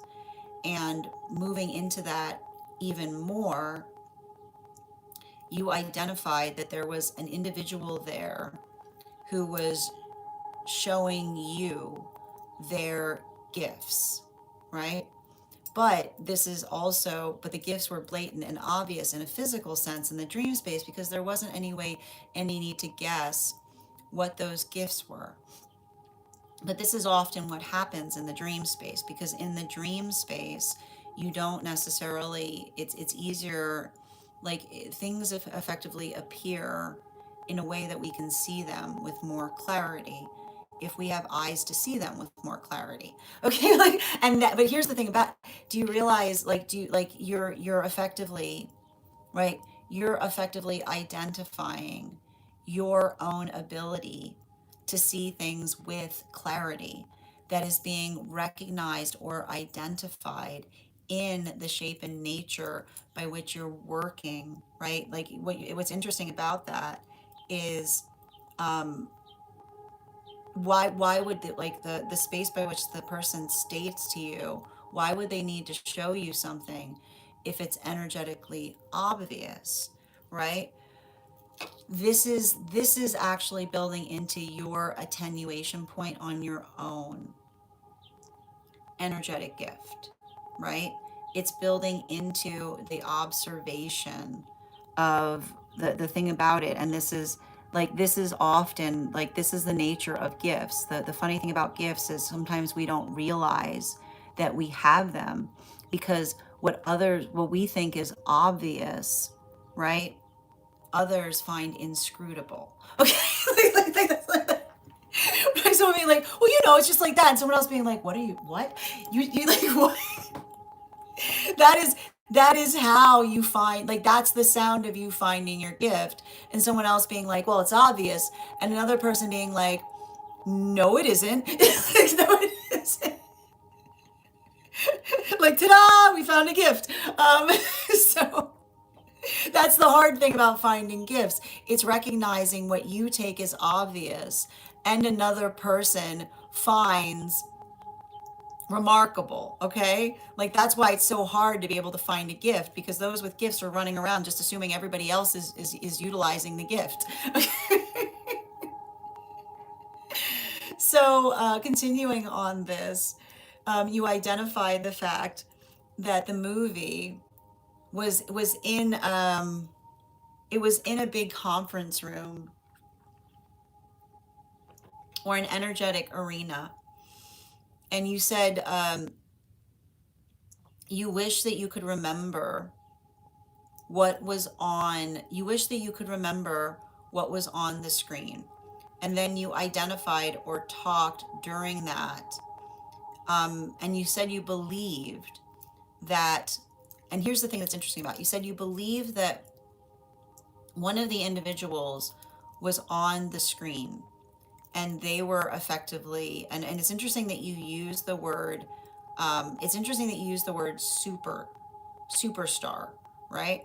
And there are many others there as well, because you have to understand that when we're working into the context of the dream space, the observation, right? The observation or the recognition that we're able to effectively attenuate or find those energetic moments by which we're able to, how do I describe this best? When we're working into navigating situations, finding like the like working into like, and it's interesting because you identified that you said that you vaguely, right, like the vaguely remember. The thing I need to point out to you is we've articulated, okay, you were seeing their past life, okay, you were seeing their past life, because you'll recall that I've articulated to you, right? I've articulated to you that there was an individual that was going through a visage issue in their past life, by which they couldn't go anywhere because everywhere they went, they were energetically recognizable. So you being able to attenuate for the individual, right? The individual who's on the screen, or you felt like they were energetically hosting something, but you can only vaguely remember it, is working into you perceiving the energy of the past life that I've articulated here, right? Which is the visage. It's like it's navigating that visage issue that I energetically spoke about, that they were effectively dealing with in the past life, and they're working through in this one.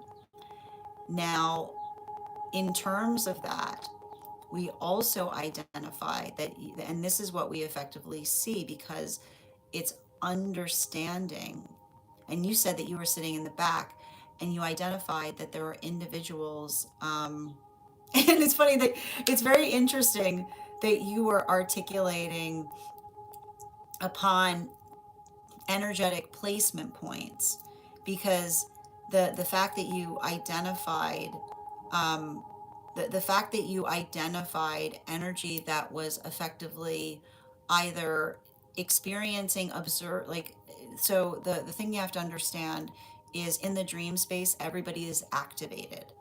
So if you saw, and this is like, again, I think you'll recognize, we'll have to work through this in the mentor, like when we're doing private. If somebody's in the space by which they were energetically seated, they're healing by collectively learning from another's experiences. if an individual was, if the, like, in terms of the space by which another person was potentially on this, the stage, as it were, it's them being able to communicate something that another person is able to heal from at that moment. And in the space by which another individual is potentially on the aisle, it's it's a little bit, it's more there, there's something more important to observe as it relates to, um, like, as it relates to working through the context of, um, energetically perceiving, but also working towards healing. So it's a little hard to explain. Bottom of the deck, yeah, the King of Wands in its reversal, right? The King of Wands in its reversal here, um, is working into, it's working into the context, or working into the understanding of what feels, um, energetically, like energetically universal. Now, in the space or the nature by which one is effectively articulating or moving through things, that observation, right, that understanding, that quality and condition by which I feel like there's something about the understanding of divine counterpart here, which is you being able to recognize that your divine counterpart is going to effectively allow you to take all the time you need on your own healing journey, right? That observation or that state or space of energetically working through things is what's effectively allowing you to be able to do something in a way that's potentially beautiful and profound. But at the same time, right, particularly and especially in relationality to working into the context of, like, I want to kind of return you back to that observation of seeing someone, right? Seeing someone in that space by which they were waiting outside, right? So that is like waiting outside the place where you know you need to find everything that you need. Like that is the guide, like that is literally your divine counterpart saying, right? That they're like, I don't know if there was issues in a past. I don't know if there are issues in a past experience by which another person saw your healing journey as unnecessary or silly, right? Because what you were seeing happening was happening in that place that another person potentially disregarded, right? Like it's saying it's working into the context of understanding, right? It's working into the context of being energetically respective of something, even if one isn't within it, right? That is the energy that we see that the counterpart is going to embody as it relates to your own healing journey. Thank you so much for having that reading with me, Nicole. And if this message connected to you as well, it's very common for those who need these messages to be here to experience them. We are doing personal readings right now. Yeah, exactly. We're going to continue. We're going to continue to read. If this message connected to you as well, it's very common for those who need these messages to be here to experience them. It is 3 cards for a donation of 29 or more. 4 cards for a donation of 23 or more for my subscribers. Binks in my Lio.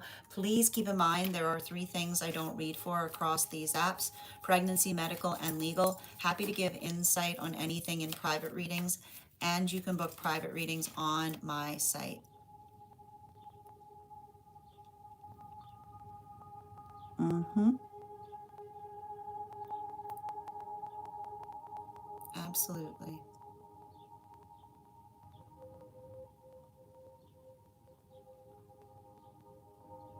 Mm-hmm.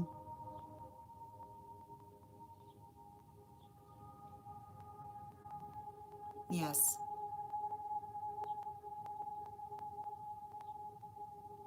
Mm-hmm. Absolutely.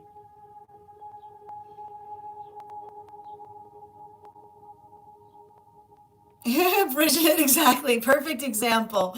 Perfect example is what Bridget just articulated. It's like, no, Bridget. Like, no. Exactly. Yep. Oh, that's wild, Ivana.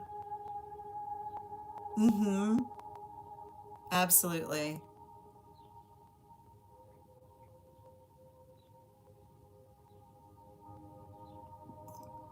Mm-hmm.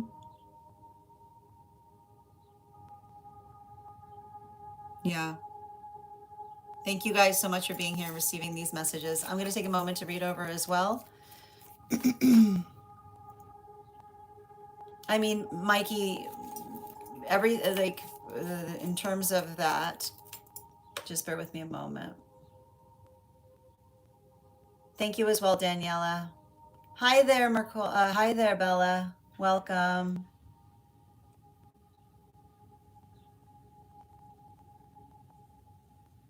Excellent. Oh, thank you for the compliment and sending you support on your journey, your educational journey, Sunny. Just bear with me a moment.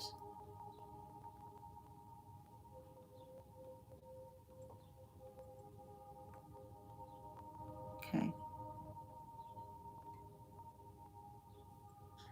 And thank you, X, for the gifts. Mm,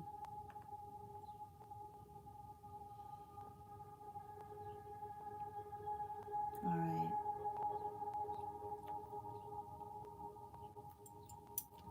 All right, we're going to continue right now. The next person we're reading for today is Julia. Julia, if you're here, can you respond um, and let me know if you'd like a general reading or if you have a specific question you'd like me to answer?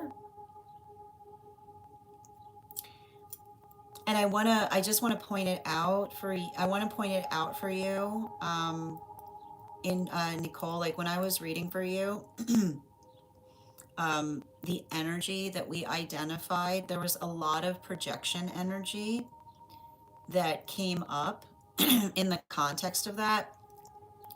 So I want you to be conscientious of it. You know where to go, if you want to see some of the nature of that projection energy. Yep, absolutely. All right, let's continue right now. I got you, Julia. And before we continue right now, we are going to, let's see here. We're going to continue right now with Julia's reading, but before we do so, let's warm up those intuition muscles with an intuition check. I've got the animal oracle card here. We're going to count back from 10, and when we get to 1, I will reveal the card.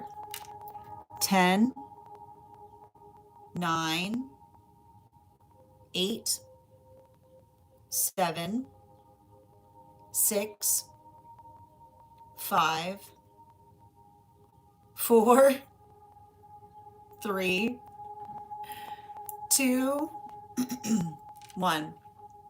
We got the hawk energy. We'll do it again after the next reading.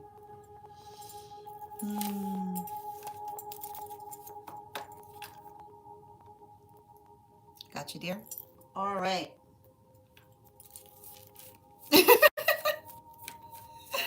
Excellent.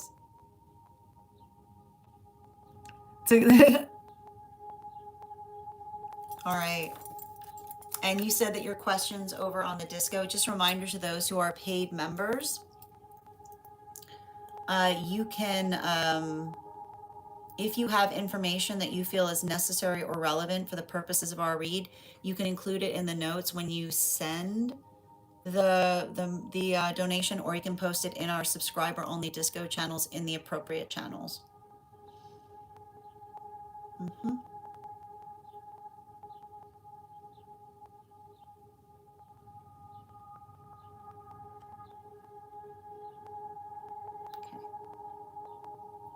Okay. How you doing today, Survival? And thank you, Ivana, for those gifts. All right. Thank you for the follow, Delta. All right, where were we?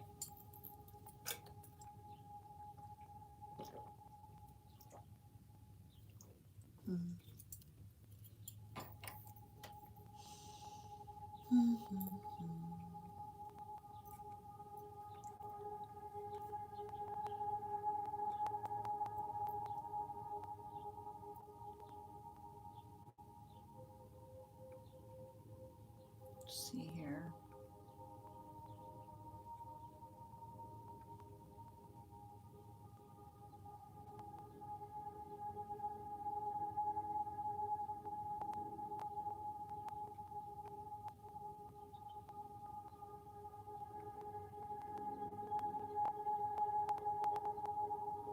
Where'd you post it?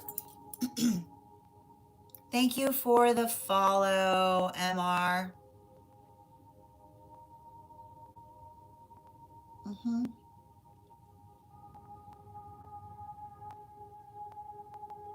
Oh, I see. You sent it. Okay. All right. Let's see. Hmm.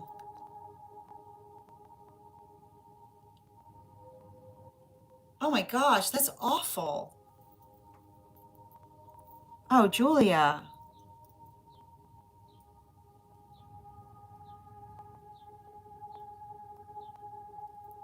Okay.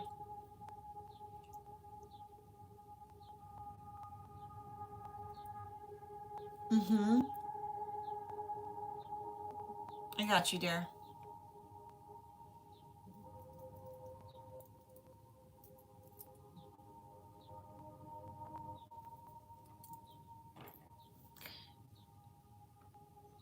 Just bear with me a moment.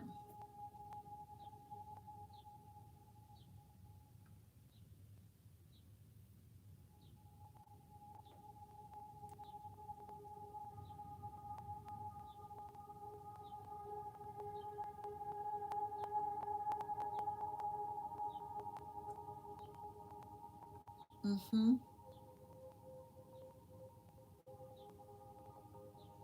Yeah. Okay. And I'm gonna pin up.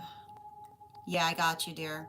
So basically, we're doing a reading right now, both on career and relationship, as it relates to and manifestation goals. I'm gonna be pinning up Julia here. Guys, make sure to give Julia some love.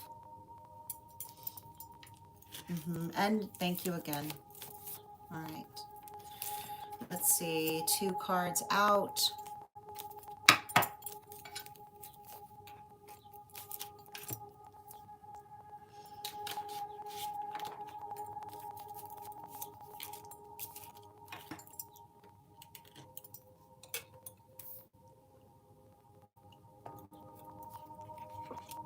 Hmm.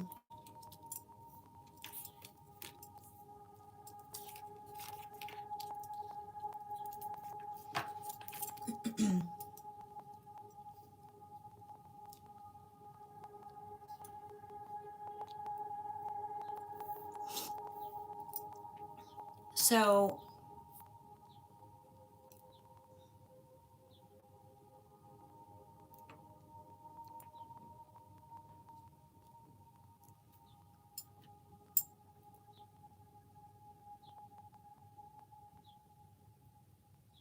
I feel like there's something really important um, that you are potentially working through in terms of identifying or navigating what feels like working into the context of um, healthy, like the word that's coming through is healthy tolerance, or trying to energetically work into the context of doing something in a way that allows for the work of helping to identify or recognize what feels energetically productive. And the thing I keep on seeing, like the one thing I keep on getting, and you've got like, it's interesting because I'm seeing an angelic around you. Um, and the thing about the angelic is like the word I keep on getting is, um, like the word I keep on getting is tolerance, right? And tolerance, and I'm seeing that. It's funny too because I'm not seeing the temperance card here, but the temperance card is coming up. Like the temperance card is coming up in a very big way in relation to the reading, um, specifically because, um, when we work into when we work into the context of tolerance, then we understand, right? Um,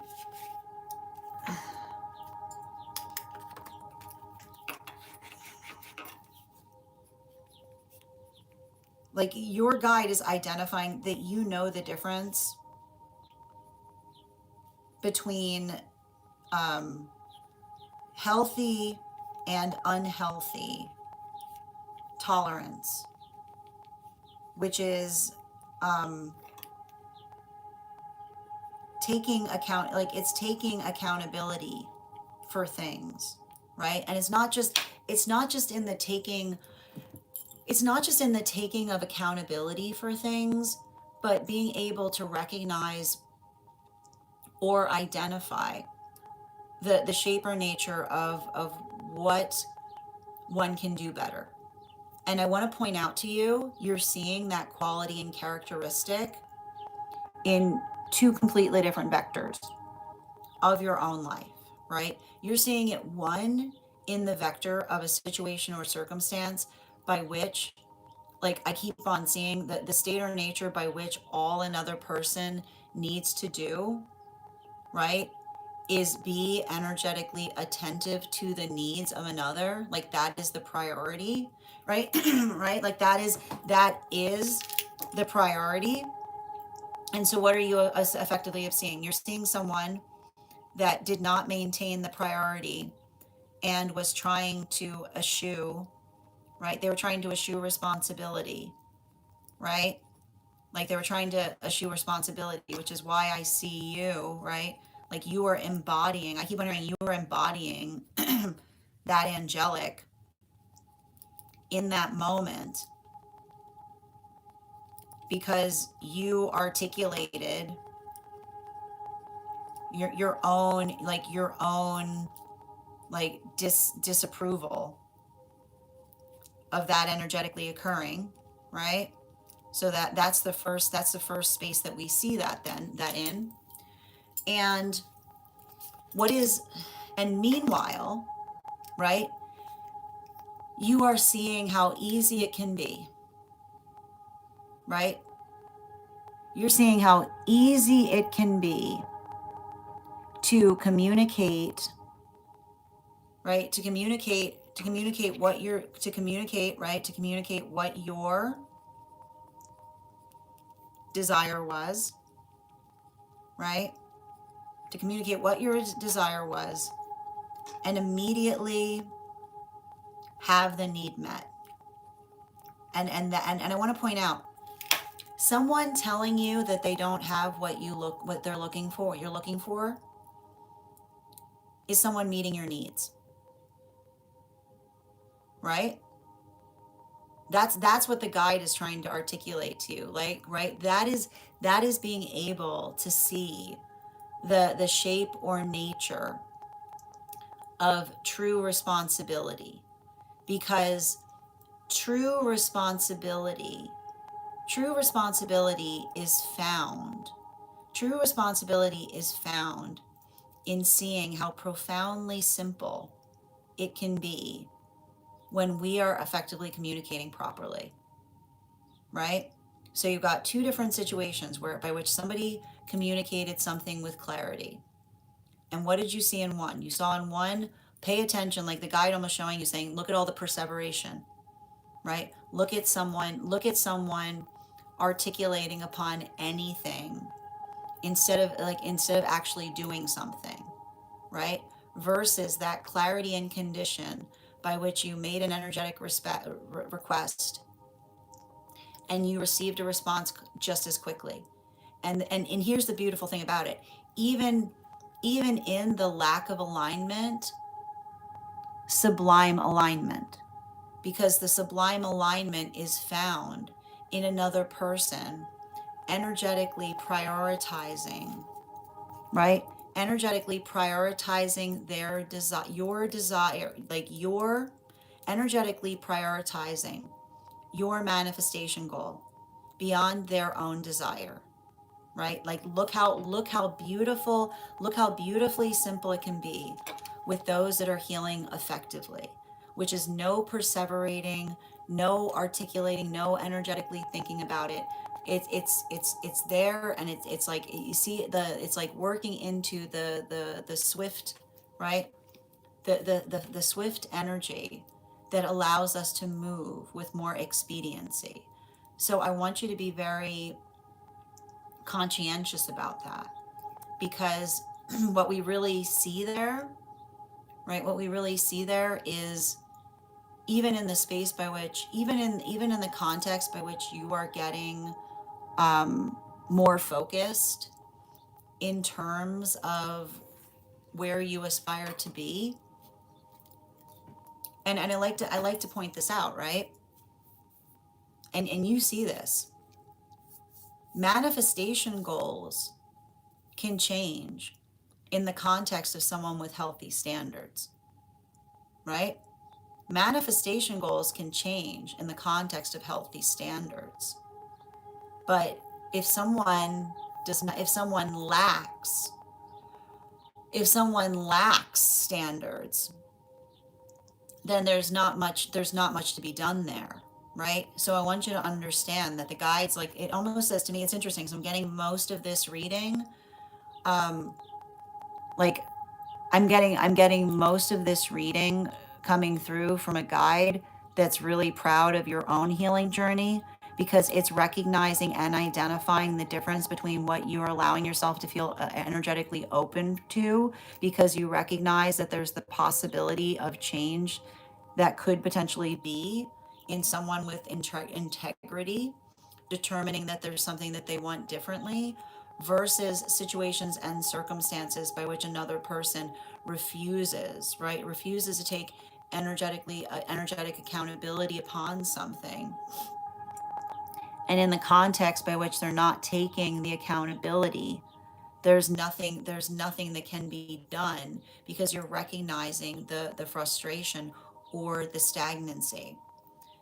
Thank you so much for having that reading with me, dear. And if this message connected to you as well, it's very common for those who need these messages to be here to experience them. We are doing personal readings right now. If you would like to get on the list today is closed, but you can get on the list for tomorrow and you will be the first person read for. It's 3 cards for a donation of 29 or more. 4 cards for a donation of 23 or more for my subscribers, Binks and my Lio. Please keep in mind that there are 3 things I don't read for across these apps: pregnancy, medical, and legal. Happy to give insight on anything in private readings, and you can book private readings on my site. And again, the positive that I'm also seeing here in relationality to your own journey is, I feel like this is you doing the work that you know, I like to point this out, like, continue to look for the helpers, right? There's something really important about that we're identifying in relationality to you kind of trying to do something in a way that you haven't done it before. Thank you so much for having that reading with me, dear. And just bear with me a moment.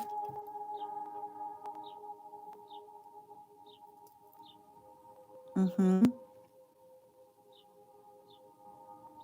And one moment, please.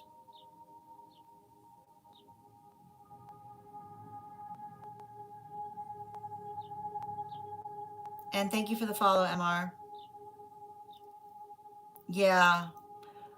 Oh, well, yeah, I mean, there's that too, Julia. I want to point out, like, you know, that would explain a lot of the expediency that I'm seeing there. Mm-hmm.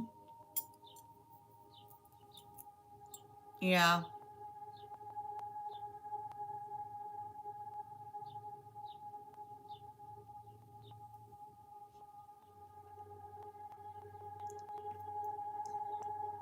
Hi there, sister. How you doing today?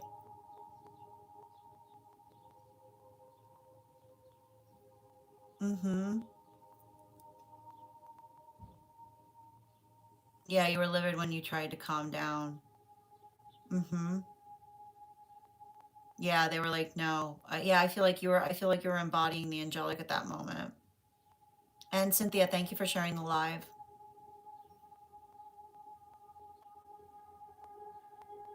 But I mean, and I think that that's the thing about it, right? You're seeing someone with integrity, right? You're seeing someone with integrity and relationality to being like honest about circumstances or situations. Mm-hmm. Um, Ronnie, I need to be clear. Please make sure that you're not posting non sequiturs in the chat space. Um, we only post full thought forms. Thank you. And thank you. I'm doing well, dear. Hi there, Tracy. Welcome, Jeff. Hi there from Kentucky. A minute, please. Okay. And thank you for the compliment, Jeff. All right, let's continue. All right, the next person that we're reading for today is Alexandra. And for those who are waiting for one card readings, after this read, we will be moving into one card readings for super fans and for those who are paid members over on the place where we keep the videos. So if you're sticking around, let me know. Hi there, Lisa. Welcome. Excellent. Hi there, Alexandra. Good to see you today. Okay. Excellent. I've got the Animal Oracle card here. We're going to count back from 10. And when we get to 1, I will reveal the card. 10, 9, 8, 7, 6, 5, 4, 3, 2, 1. We got the bear energy. We'll do that again after the next reading.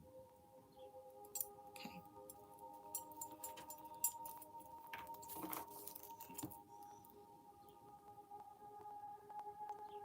I got you, dear. All right.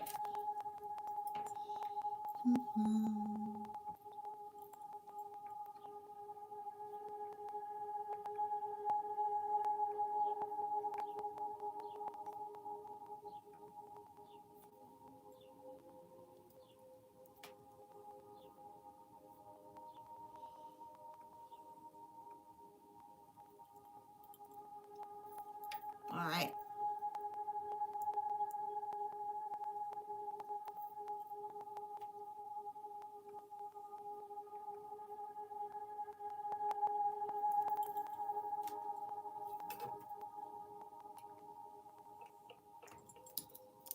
Let's see. And I'm going to pin up Alexandra.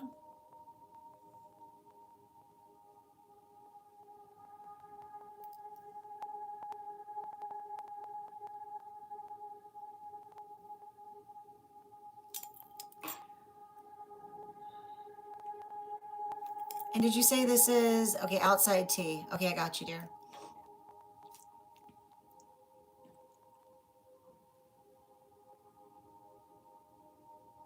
Okay. I'd like to do a reading expanding on thoughts related to the career space. I'm thinking about going back into doing more anthropological work or working in spaces related to it. Um, Particularly since I'm very interested in exploring ritual spaces and states of consciousness.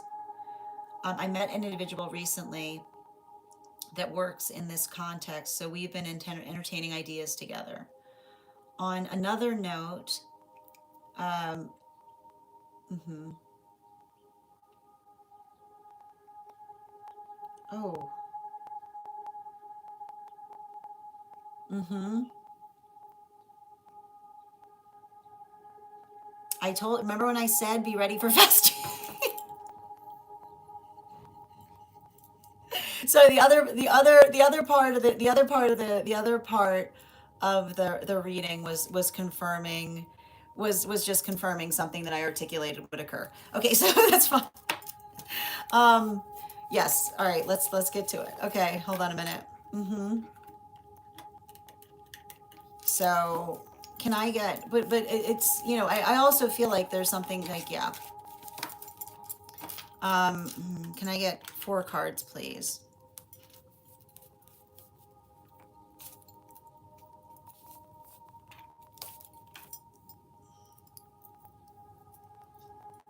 Mm,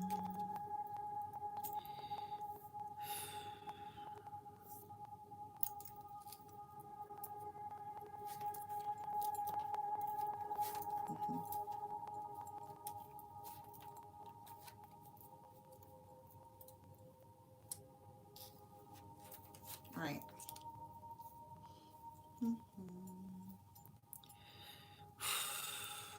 And one more, please.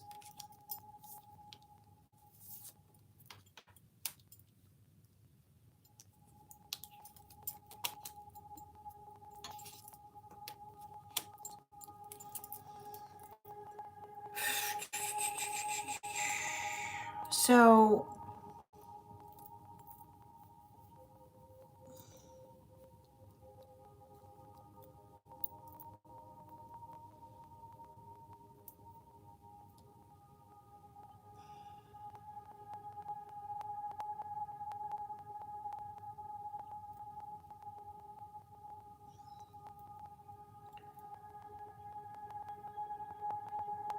how do I describe this best? Um,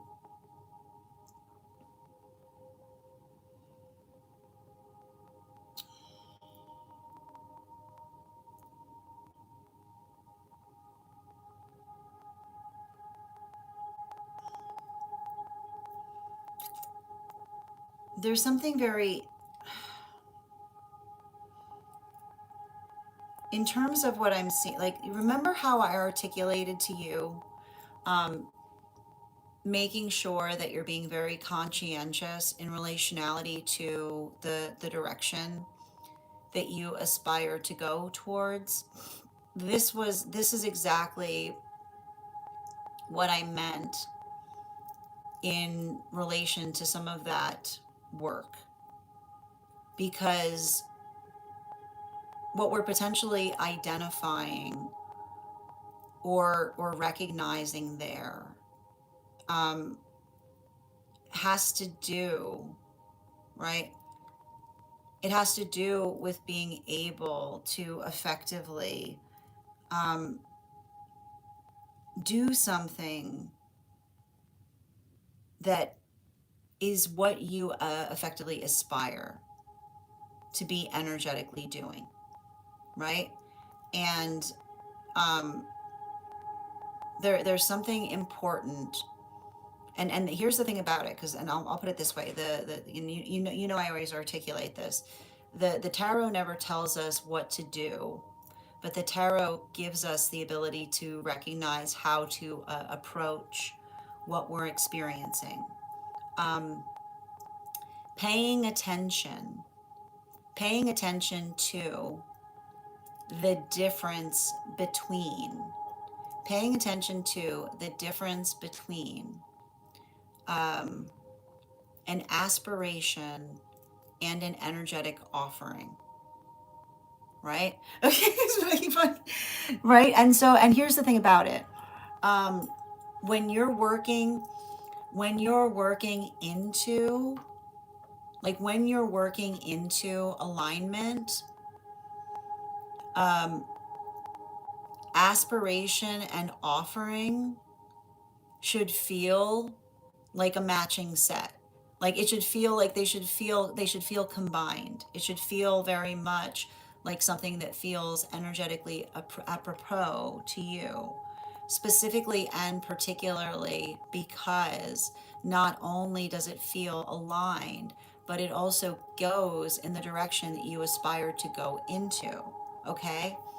Um, so I feel like there's something important. Remember how I articulated upon the fact that there was that opportunity? Remember I articulated about the fact that there was potentially an opportunity there, right? But the identification point of the opportunity, um, effectively being fortified in making sure that it's in alignment with your manifestation goal. Make sure, right? Make sure that when you're navigating, like it says to me, like in terms of that, in terms of that possibility or working into, sorry, in relationality to working into the space of building into the context of that, your own ability to effectively determine or work through things.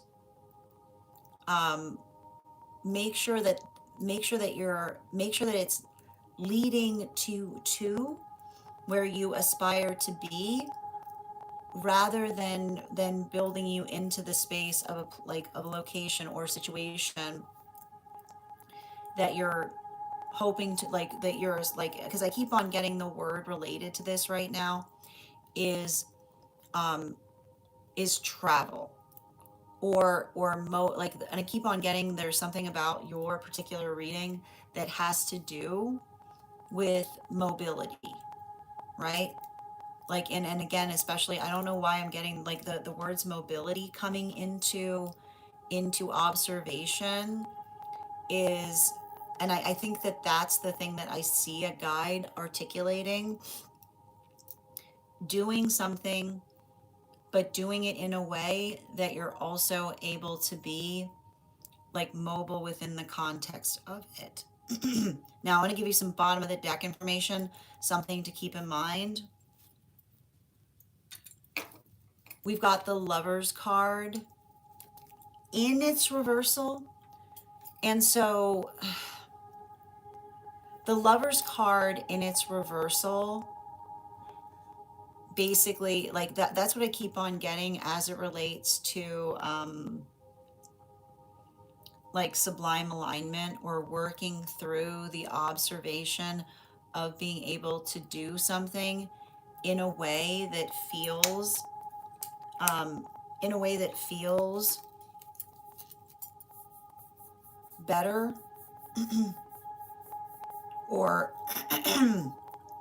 like, and it's interesting too, because as you notice, like even as I started reading for this, like um my like that's what I keep on getting is make sure that you're building out those plans now, because your ability to effectively articulate or attenuate on those plans is going to allow you to be able to effectively do something in a way that you haven't before.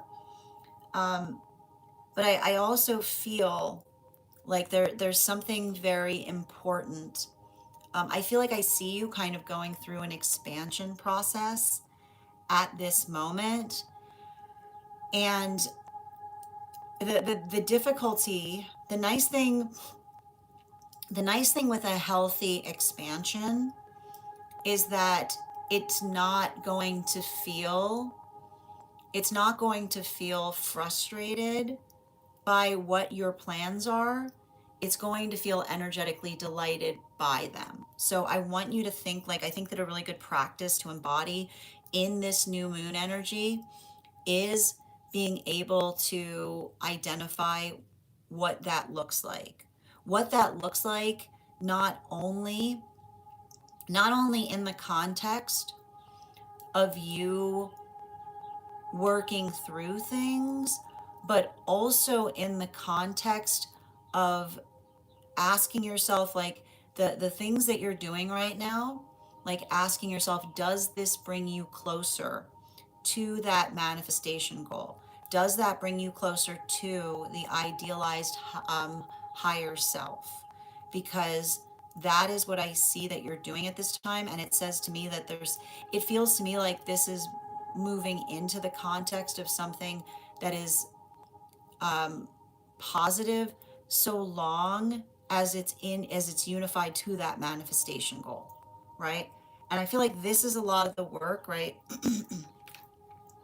I feel like this is a lot of the work that I see that your guides, like it's interesting because I don't know where your Virgo placements are, but like often those with like good Virgo placements are highly desired because you've got this, I keep on hearing like you've got this no nonsense attitude to a certain extent that others find very healing and appreciative, is all I keep on seeing there. I want to thank you. Like, one more thing about that. Mm-hmm. And I like to point out in the space intervening, like, have you noticed how much your own thinking has changed between the opportunity that you effectively were frustrated about versus the fact that it's potentially arriving back to you, right? Like, let that be confirmation that what's for you, you can't miss what's for you, right? It's more about whether it's for you or not. And that has to do with making sure that you're looking at things with a sense of direction in terms of where you aspire to go. Thank you so much for having that reading with me, dear. And if this message connected to you as well, it's very common for those who need these messages to be here to experience them. We are doing personal readings right now. The list is closed, but if you want to get on the list for tomorrow, you will be the first person read for. You'll also have an additional card in your reading. I'm going to take a moment to read over some of the comments that came through as I was reading.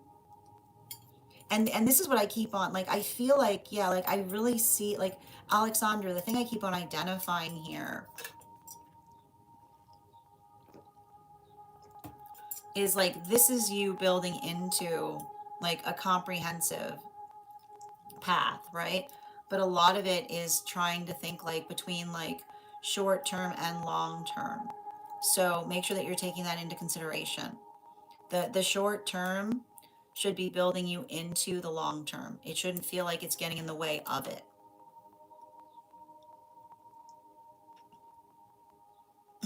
We are about to get started on one cards, Avatar. Mm-hmm. No, I totally see that, Alexandra.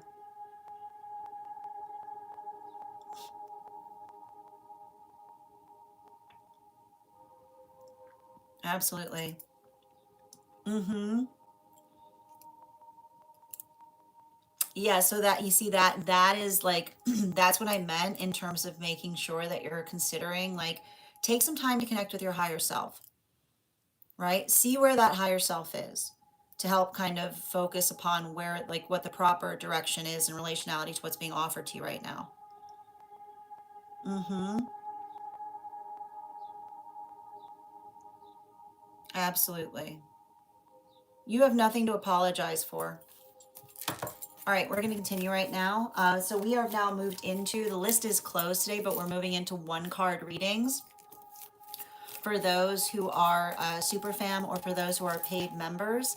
So if you are a super fam or a paid member, you can go ahead and put your one card in now. If you'd like to become a super fam or a paid member on the place where we keep the videos, just go ahead and post your question. I'll be happy to answer it. Charlene, I find it very interesting that you consider yourself the arbitrator to the higher power. You realize when you identify, when you try to articulate that you know the desires of the higher power, then you are effectively utilizing their name in vain, right? There's something in here that you don't like, and you're trying to articulate that the higher power doesn't like that, which is literally you utilizing the higher power's name in vain. I just want to point that out, so make sure that you're not putting yourself in a dangerous space. Sending you healing on that journey.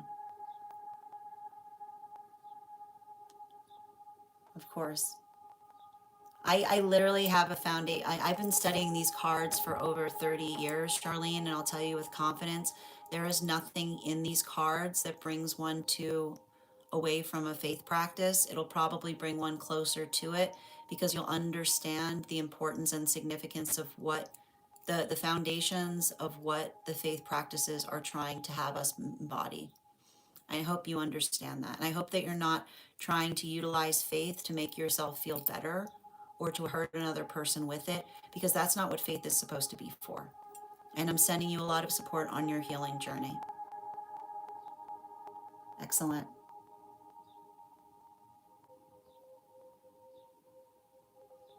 Mm-hmm. Okay.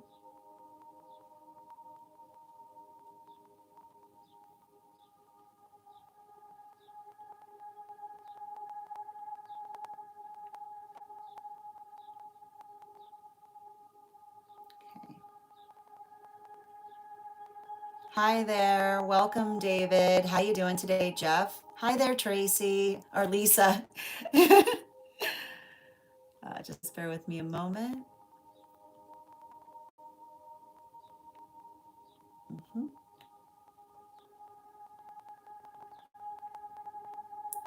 The list is closed today, Nettie, for full readings, but if you'd like to become a paid member, I'm happy to draw one card for you today.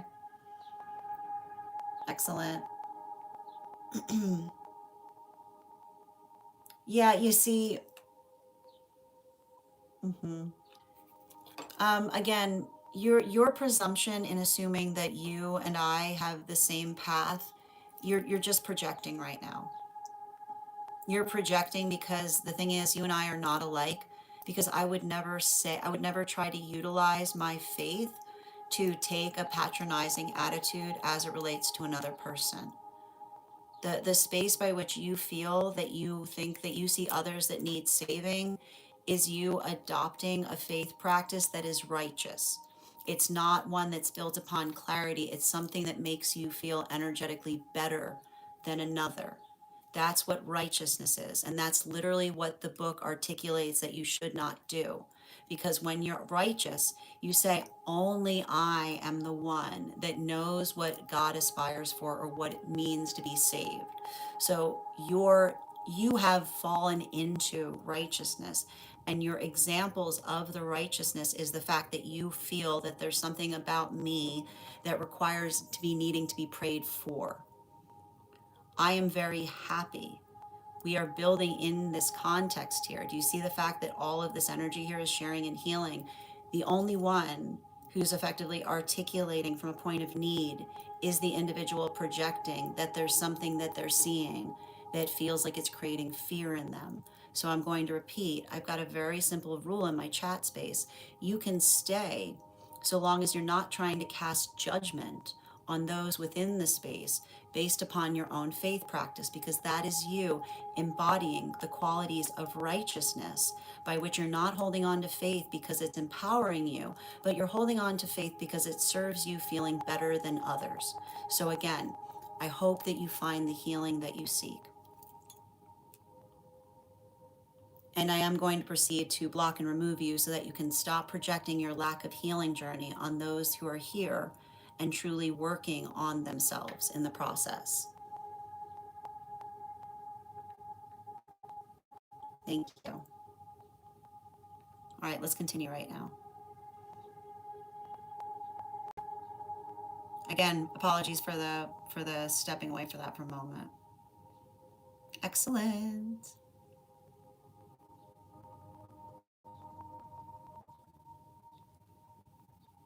Hi there. See you today.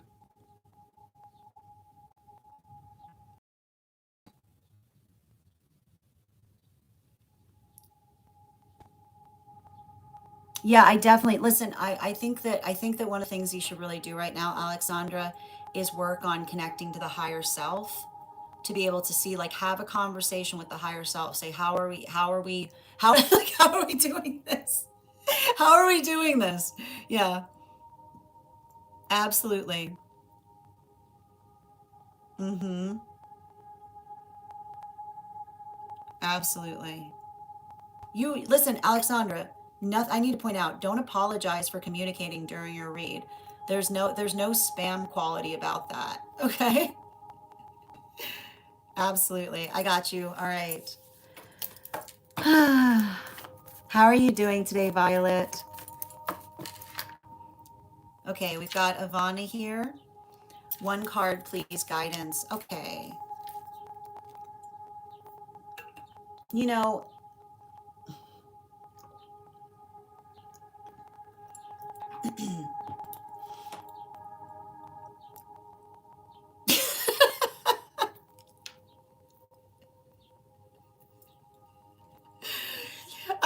the thing about it is like the thing about it with whenever I read for your guide, like the only thing I can see is like I literally see a guide being like, they did what? It's like, not in the context of you.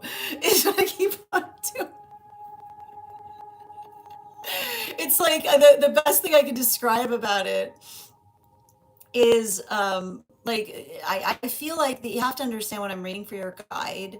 Um, your guide, your guide, like the the thing about when I read for your guide is in the context by which your guide exists, they've healed, like they healed the egoic space a long time ago, which is the fact by which they're still like it's still like it almost identifies like I'm reading a guide that's always shocked when another person can't perceive their own energetic ego potentially intervening or working through something, because like, and again, it's building into, and it's in connection, it's actually in connection to the conversation that I just had to have with that individual, which is it's working into, like it's working into the misperception as it relates to identifying or recognizing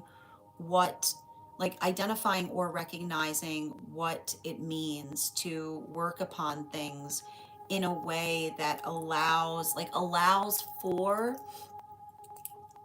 the conversation to proceed, like allows for the conversation to proceed in a way that it doesn't just feed the egoic self, right? And so I feel like it's interesting that the guide was articulating upon situations by which another person is articulating upon things that just feed the egoic need, right? Act as opposed to actually saying something. Okay, so I keep on getting.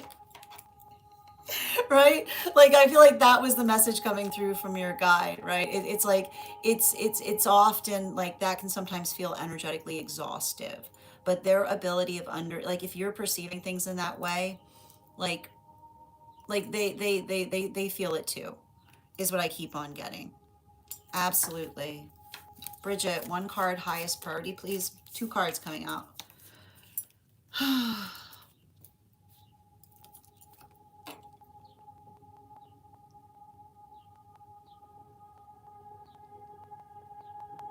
You know what I'm identifying here is the hard part is, um and I think that you know this too, you can only be so compassionate, right? You can only be so compassionate, um as it relates to identify like, what another person does with another person's compassion tells you everything you need to know about that person, right? Because it says like it's working into the context of understanding that, um like there would be more compassion on this earth if there were less individuals that took advantage of other people's compassion, right? Bottom of the deck, yeah, particularly and especially with the Nine of Pentacles. in its reversal, right? The understanding, like I feel like you're having to help another person understand that there's like, and I keep on getting, the time for compassion stops when you recognize the quality and condition of another that desires, that sees, that cannot see compassion, only sees advantage, right? Animal oracle. Yeah, there's that wolf energy, right? And I got to tell you, like from a spiritual, like from a spiritual context, like like you want like you have to understand the quality and condition by which another person arrives into that, right? The quality and condition by which a person arrives into that, um, that's not something that you created within them. That's a choice. Like that's a choice that they made, right? Like that is something that, and it sometimes requires a lot of emotionality to navigate as it relates to what, like the state or nature by which like they themselves don't recognize or identify that, right? And I like to point out, like, often energy like that, it's like the energy that articulates that you have to look out for everyone, right?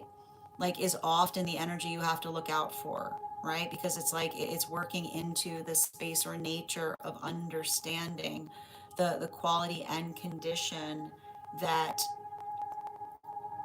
like create, like it created, like the state or like it created in the first place, is what I keep on seeing. So if you're going through that to a certain extent, like allow it to fortify your direction, but also help another person be able to experience and recognize like the approach that you're trying, like what you're trying to do, and how, like how to effectively communicate properly through it.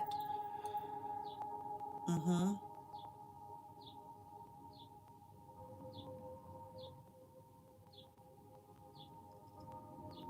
Absolutely.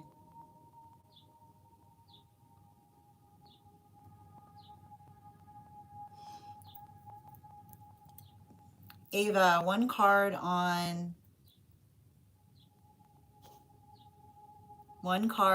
how they feel. Okay. Hmm.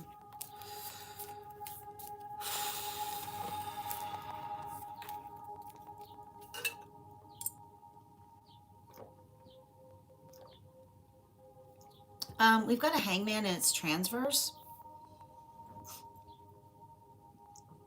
which is I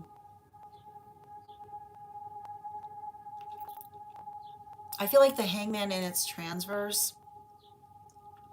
is working into the context of,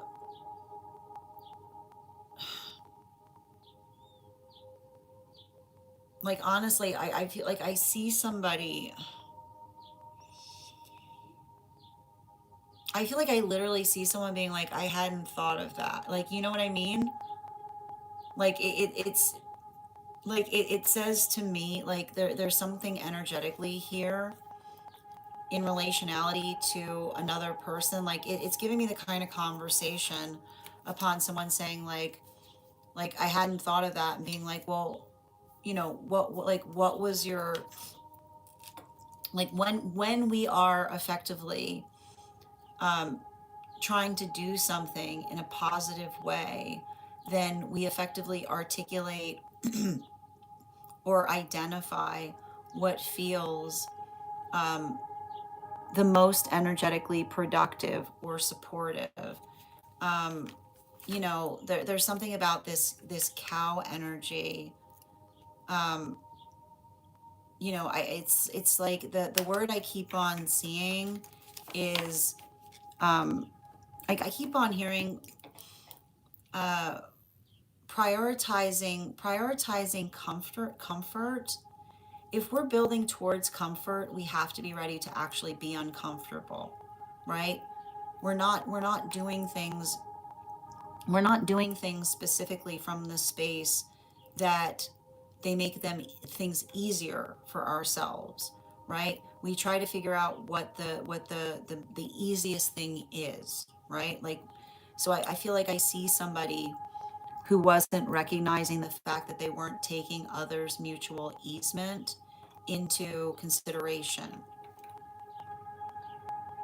Mm-hmm. Oh, I got you, Avatar. Absolutely.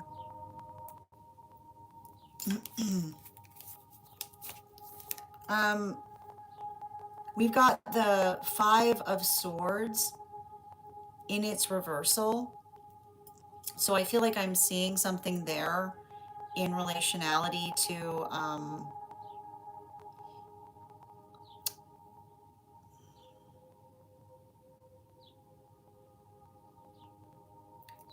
the thing about it is, and again, I don't want to turn this into a medical reading, but um,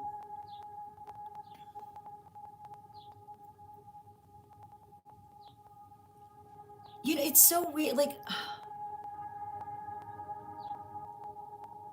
I know this is going to sound a little bit odd, but I feel like there's something. Is there something going on with their leg?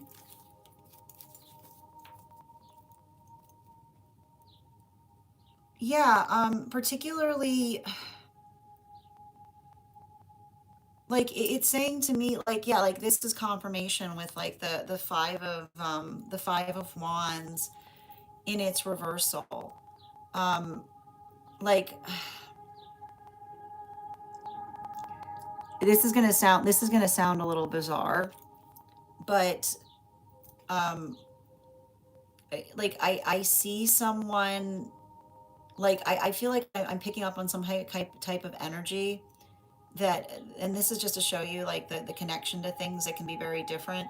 I see someone who's identifying the fact that their legs bothering them, so they've decided that they need to get lighter because they don't want to put as much weight on that extremity. I know that sound like that's what I'm seeing from a reading perspective. So just pay attention to the way they're walking, and see if there's something there. Absolutely. Okay. Alexandra, one card. Um,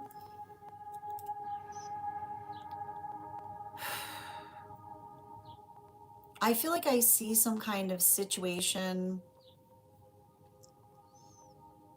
or circumstance with, like, I see somebody very sentimental.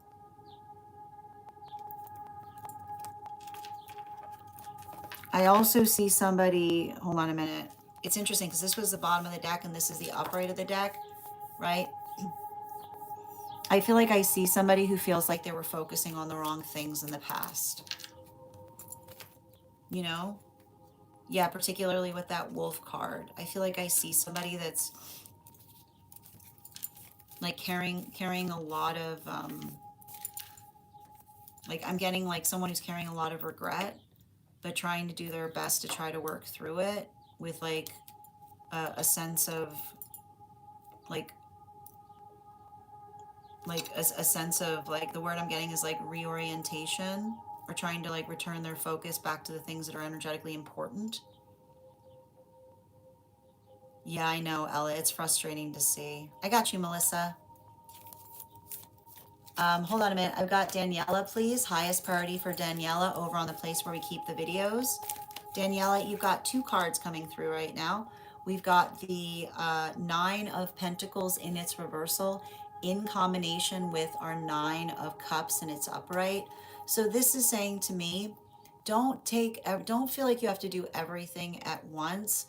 Make sure that you're prioritizing what needs to be done most immediately in order to get the most accomplished. Don't try to, like, it's saying to me like you need to have like a hard part first day and just focus on the things that need to be moved upon with immediacy. So prioritize the list based on immediacy. Bottom of the deck. You're gonna be able to accomplish everything that you need to accomplish. If something feels like it's overwhelming, just break it into smaller pieces.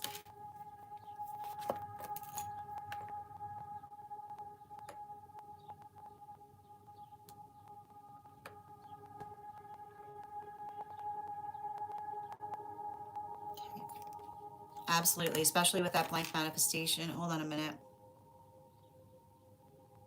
Absolutely. And that's interesting too, Daniela, because that blank manifestation is just, it's working into the context of allowing things, like giving your, like creating the space you need, like creating the quiet space you need to be able to do things most effectively.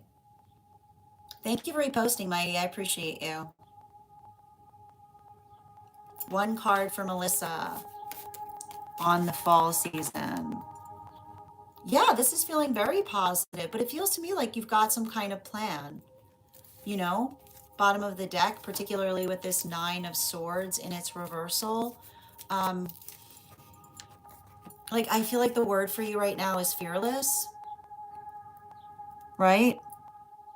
Like fear, it says to me like fearless is pure, is like, it's interesting. The word that's coming through for you is, you know, I feel like there's something important about you coming into your confidence in a way that you haven't before, but in a way that feels like, I keep on saying, in a way that feels very right. Like I like to point out, when we're centering ourselves in the best way possible, it's not because we want to, it's because we know we have to. Okay. It's like, I feel it. How them Venus placements going, Melissa? How them Venus placements going? It's like, Animal Oracle. Yeah, like sometimes we're like, oh man, it's gotta be me. Like it's gotta be me. If you're navigating a space being like it's gotta be me, remember that means you're not doing it, right? That means you're not doing it from a place of vanity. Okay? Like I feel like that. Absolutely. Mm-hmm.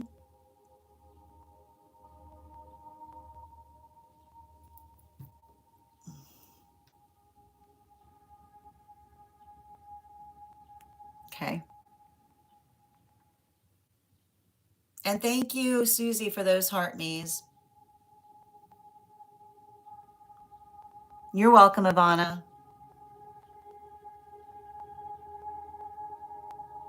I got you, Nikki. One card. Ugh.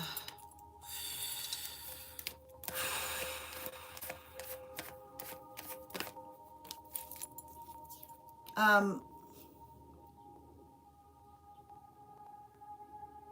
I see somebody going through like there I see a lot of like there's a this is a very there's an anniversary like the thing you have to recognize is sometimes when we our bodies sometimes know when there's anniversary points to trauma that we experienced, and we might not even recognize that we're slowly processing, right?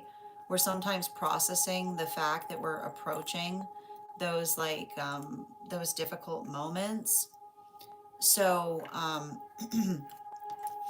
yeah, especially with this Nine of Cups. Um,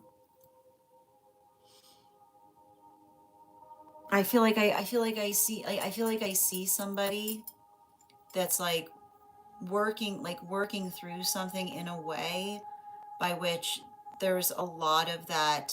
Like I feel like this is someone who was often identified or articulated with the word I keep on getting is we don't have to shoulder responsibilities, right? Like when we care about each other, we work towards we work towards healthy shouldering, which says that we give each other things to help each other in the best way possible. And in the time in doing that is also how we strengthen relationship, because it allows us the ability to recognize and understand that we're not alone in that work, that that's a burden that's being energetically shared. So I feel like your own ability to communicate that to another is the best way that you can effectively navigate through something, by being able to communicate to them that you observe, like you have, not only do you observe the pressure that they themselves might feel, but that you're helping them navigate, um, trying to work through things in the way that feels most stabilizing and significant, right? Like helping each other understand that you're not alone in that journey, that you're working through it together. Oh, thanks, Savannah. Mm-hmm. Absolutely. And I'm just going to make sure I didn't miss any comments. I got you, Janae. One card highest, please. Hi there, dinosaur. Welcome. All right.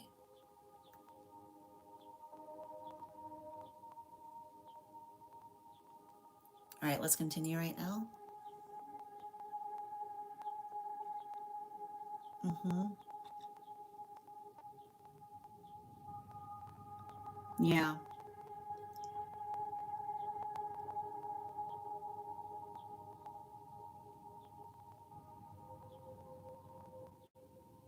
You're so welcome, Alexandra. You're so welcome, Ivana. And Susie, one card highest priority, please. I feel like I see circumstances or situations by which you're effectively. This card is coming out a lot right now. I want you to understand that um, this new moon allows us the context to be able to observe the past in a way that we haven't perceived it before. Um, think about, I keep on getting working in the context of helping another person reimagine something.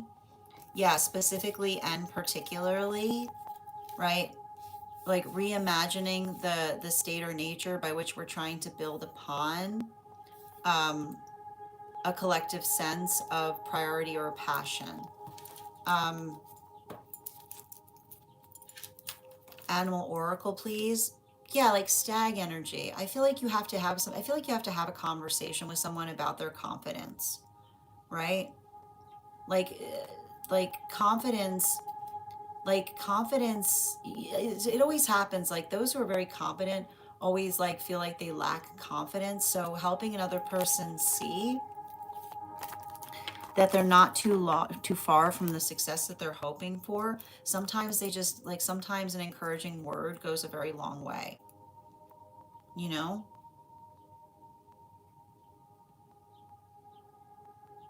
Mm-hmm. I got you, Ella. Highest good, please. You got two cards coming out right now, Ella. Um, yeah, just it says to me like make sure that you're doing everything you can to like I keep on getting like to shore up positivity, but not just shoring up positivity, um, being able to identify or articulate to another what feels supportive or encouraging or healing. So make sure, like it says to me, like it's working into the context of um, double checking things. Bottom of the deck, yeah, especially with this hermit energy. Um, make sure that you're communicating to others. Make sure that you're communicating to others what you might need as well, because with the hermit energy there, like animal oracle and the swan, what this effectively identifies is helping the work that we do, the work that we do to support one another is best amplified and articulated by being able to have, um, like I keep on seeing, like working through every eventuality, right? So make sure that you're thinking about eventualities as well as ideals. So ideals and eventualities. Thank you, Yaz. Hi there, Adam. Sending you support. Make sure that you're getting that looked into. Janae, you didn't miss it, but I will also point out it looks like your subscriptions ended if you want to resubscribe. Thank you, Magical, for the follow. Yeah, thank you for confirming what I was seeing there, Alexandra. Yep, I know it totally is, Rainbow. I got you. The list is closed today, Bolton, but if you want to get on the list for tomorrow, you'll have first priority. Oh, that's wild, Rainbow. Rainbow, it's also showing me that your subscription has also ended, so you might need to get that checked, looked into. Hi there, welcome from Uganda. Thank you for the follow, Mayo. I'm happy to give you the card today, Rainbow, but if you could just check for tomorrow, I'd appreciate it. One card with guidance for ways of building towards safety. Um, Recognizing and identifying the fact that I see somebody that's navigating a lot of different priorities right now. Bottom of the deck. Yeah, think about how it'd be another person's like a healthy, safe space, right?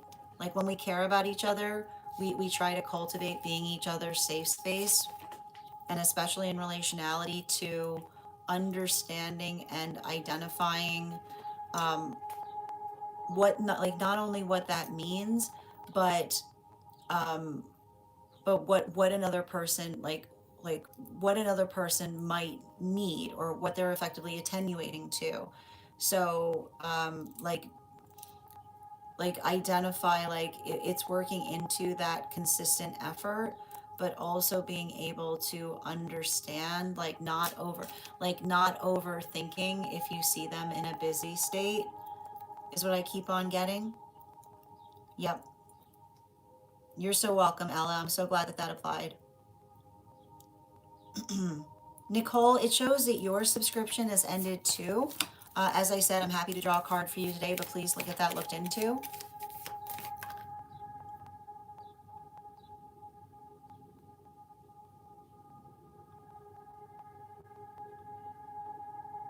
All right.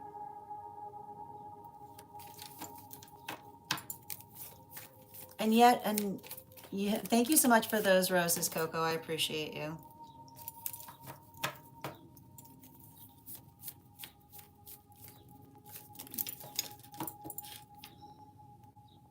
Excellent. And one for Nicole, please. Highest goals for the week. Make sure that you just make sure, like it says organizing, right? Yeah, just working into make sure that you're filling that calendar or making sure that the calendar's correct. Also helping others know what that calendar looks like is what I keep on getting. Mm-hmm. Bolton, the list is closed today, I'm afraid, dear. But if you want to get on tomorrow, you'll be the first person read for. Thank you for becoming a super fan. You can have a one card though, so if you want to ask your question, I'm happy to draw a card for you. And Katrin, thank you for the follow. Mm-hmm. Excellent. Hi there, Nicole. Yeah, I just got you, dear. The chat's jumping a little, so thank you for your patience. Yeah, it's visible now. I appreciate that, Rainbow. Oh, interesting. I'll screen cap here, Nicole, because and now, yeah, it's weird. Okay, wait. Yeah, it's back again. I'll show you. I've got one that it's not, and then it's there. All right, my friends. Yes, clarity for Bolton on shifts in relationship. Um,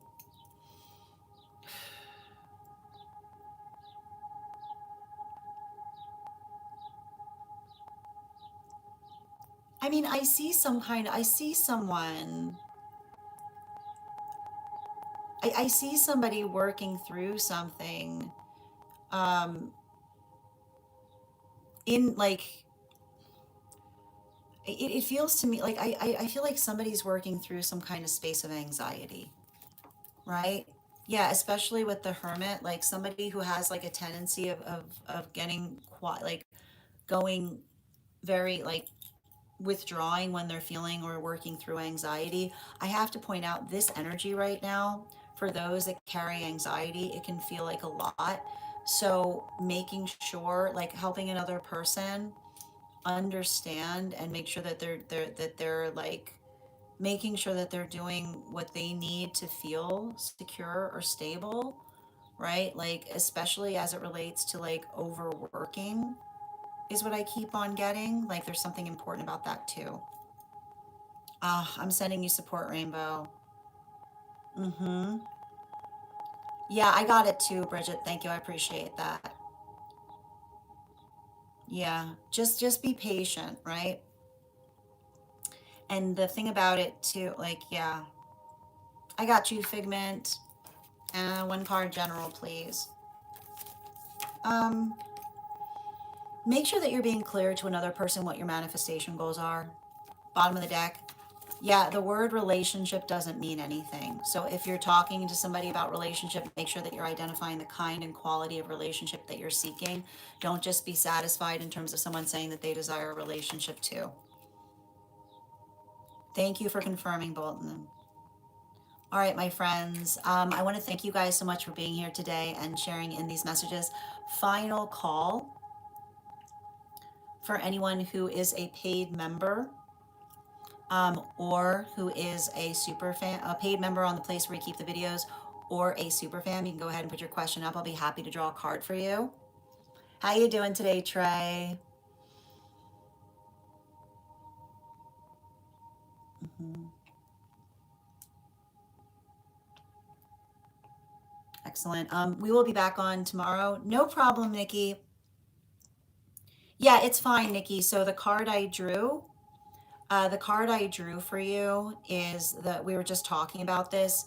Um, this can be very triggering time right now for those who are working into the space of feeling pressure, specifically because I don't like the thing about it that was coming through in the reading is sometimes we don't realize when we're approaching the anniversary of something that hurt us profoundly.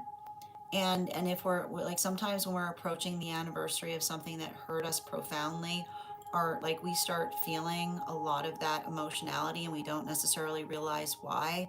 So I kept on seeing in the reading, recognizing good shouldering, right? And the reason I was getting good shouldering is helping another person identify and be perceived in acknowledging the pressure that they might feel is energetically real, but at the same time helping them understand that they don't need to, that they're not alone in having to carry things, right? That you are there to support them, but in order to support them they need to communicate upon what their needs are. I hope that helps. Mm-hmm. And if you want, if you go back to the video, you should be able to find the full reading. Absolutely. Mm-hmm. All right, my friends, I want to thank you guys so much for being here today and sharing in these messages. As I mentioned, I'll be back on tomorrow. Thank you. I appreciate that, Janae. Oh, Yaz. Apologies, Yaz. Let me find you. I see you, Yaz. Thank you. One card for Yaz. Hmm. Just take your time. Slow down is what I keep on getting. Um,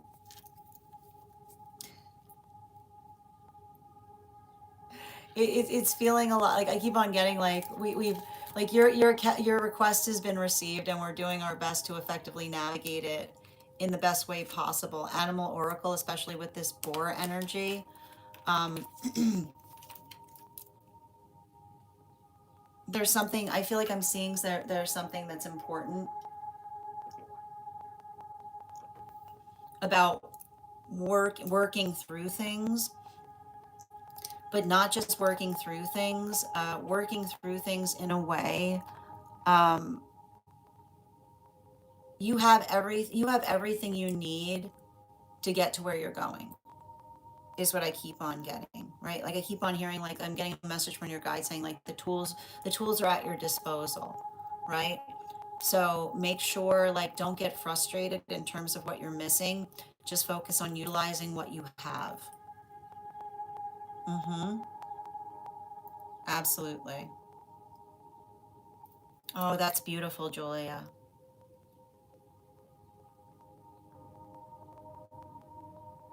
What's happening? Was there an issue? I'm just seeing it. Yeah. What keeps going back and forth? You're so welcome, Yaz. Excellent. All right, my friends, I want to thank you so much for being here today and sharing in these messages. As I mentioned, we will be back on tomorrow at our standard time. I got you, Julia. One card in regards to that paper. It feels important, right? It's very important. Take your time with it is what I keep on seeing. Bottom of the deck. Yeah, especially like here's the thing about it. Um, I feel like you need to find some time to focus on it, right? Like you don't have too much to do. You just need to like I almost feel like this would probably be a good day to work on it, as it were, because making sure that you're doing something in a way that you don't feel energetically distracted as you're working into it, right? Um, and I feel like, I feel like there's something important there too, as it relates to your own guide. And like I keep on hearing, the energy that's healthy around you will not take it personally in you doing the steps that you need to do to get things accomplished. Absolutely. Thank you so much, dear. My friends, as I mentioned, I want to thank you so much for being here today and sharing in these messages. We will be, I got you, Kayla. Hold on a minute. Mm-hmm. One card for Kayla, please. One card for Kayla. Whoop, hold on a minute. It's important. Listen, don't get energetically frustrated, right? Don't get frustrated about things. Just allow the state or nature by which you're allowing, like you're allowing yourself to be able to do things in the way that you need to do them. Don't get ahead, like don't rush through things right now is what I'm energetically seeing. Bottom of the deck. Yeah, like there's a lot of energy that I'm seeing around working to take your time on things. And the hard part about it is there's something about this energy that feels very like it feels very busy, busy, busy, right? So allow that to let it like let the observation of this being in the energy to calm your pace, right? Think about walking, not about racing, if that makes sense. You're so welcome, dear. All right. Yep, I got you. So Michael, these are one card readings for paid members. So if you'd like to become a paid member, I'm happy to draw a card for you. Hi there, Gary. Welcome from Texas. Thank you for being here and receiving these messages. My friends, I want to thank you so much for being here today and sharing in these readings. If you, we will be back on tomorrow at our usual time, so 7:15 a.m. PST, 10:15 a.m. Eastern. If you would like to get priority to be read for tomorrow, you can get on the list now, and you'll have priority tomorrow. You can register directly for that now on my online on my tree that is Binkson in my Lio. If you became a paid member today or a superfam, welcome. I would encourage you to head over to our superfam only disco channel. You can introduce yourself to the collective, and all you need to do to get access to that disco channel is message me directly with a disco gif, and I'll be happy to send you that invite. I want to thank you guys so much for being here today and sharing in these messages. Huge thank you to my followers, old and new. Thank you for being here and receiving these messages. Huge thank you to my subscribers. Your ongoing support means the absolute world to me. And the biggest thank you to each and every one of you. I hope you guys have an absolutely beautiful day. Please take care of yourselves. Please take care of one another. And we will do this again tomorrow. Have a great day, everyone.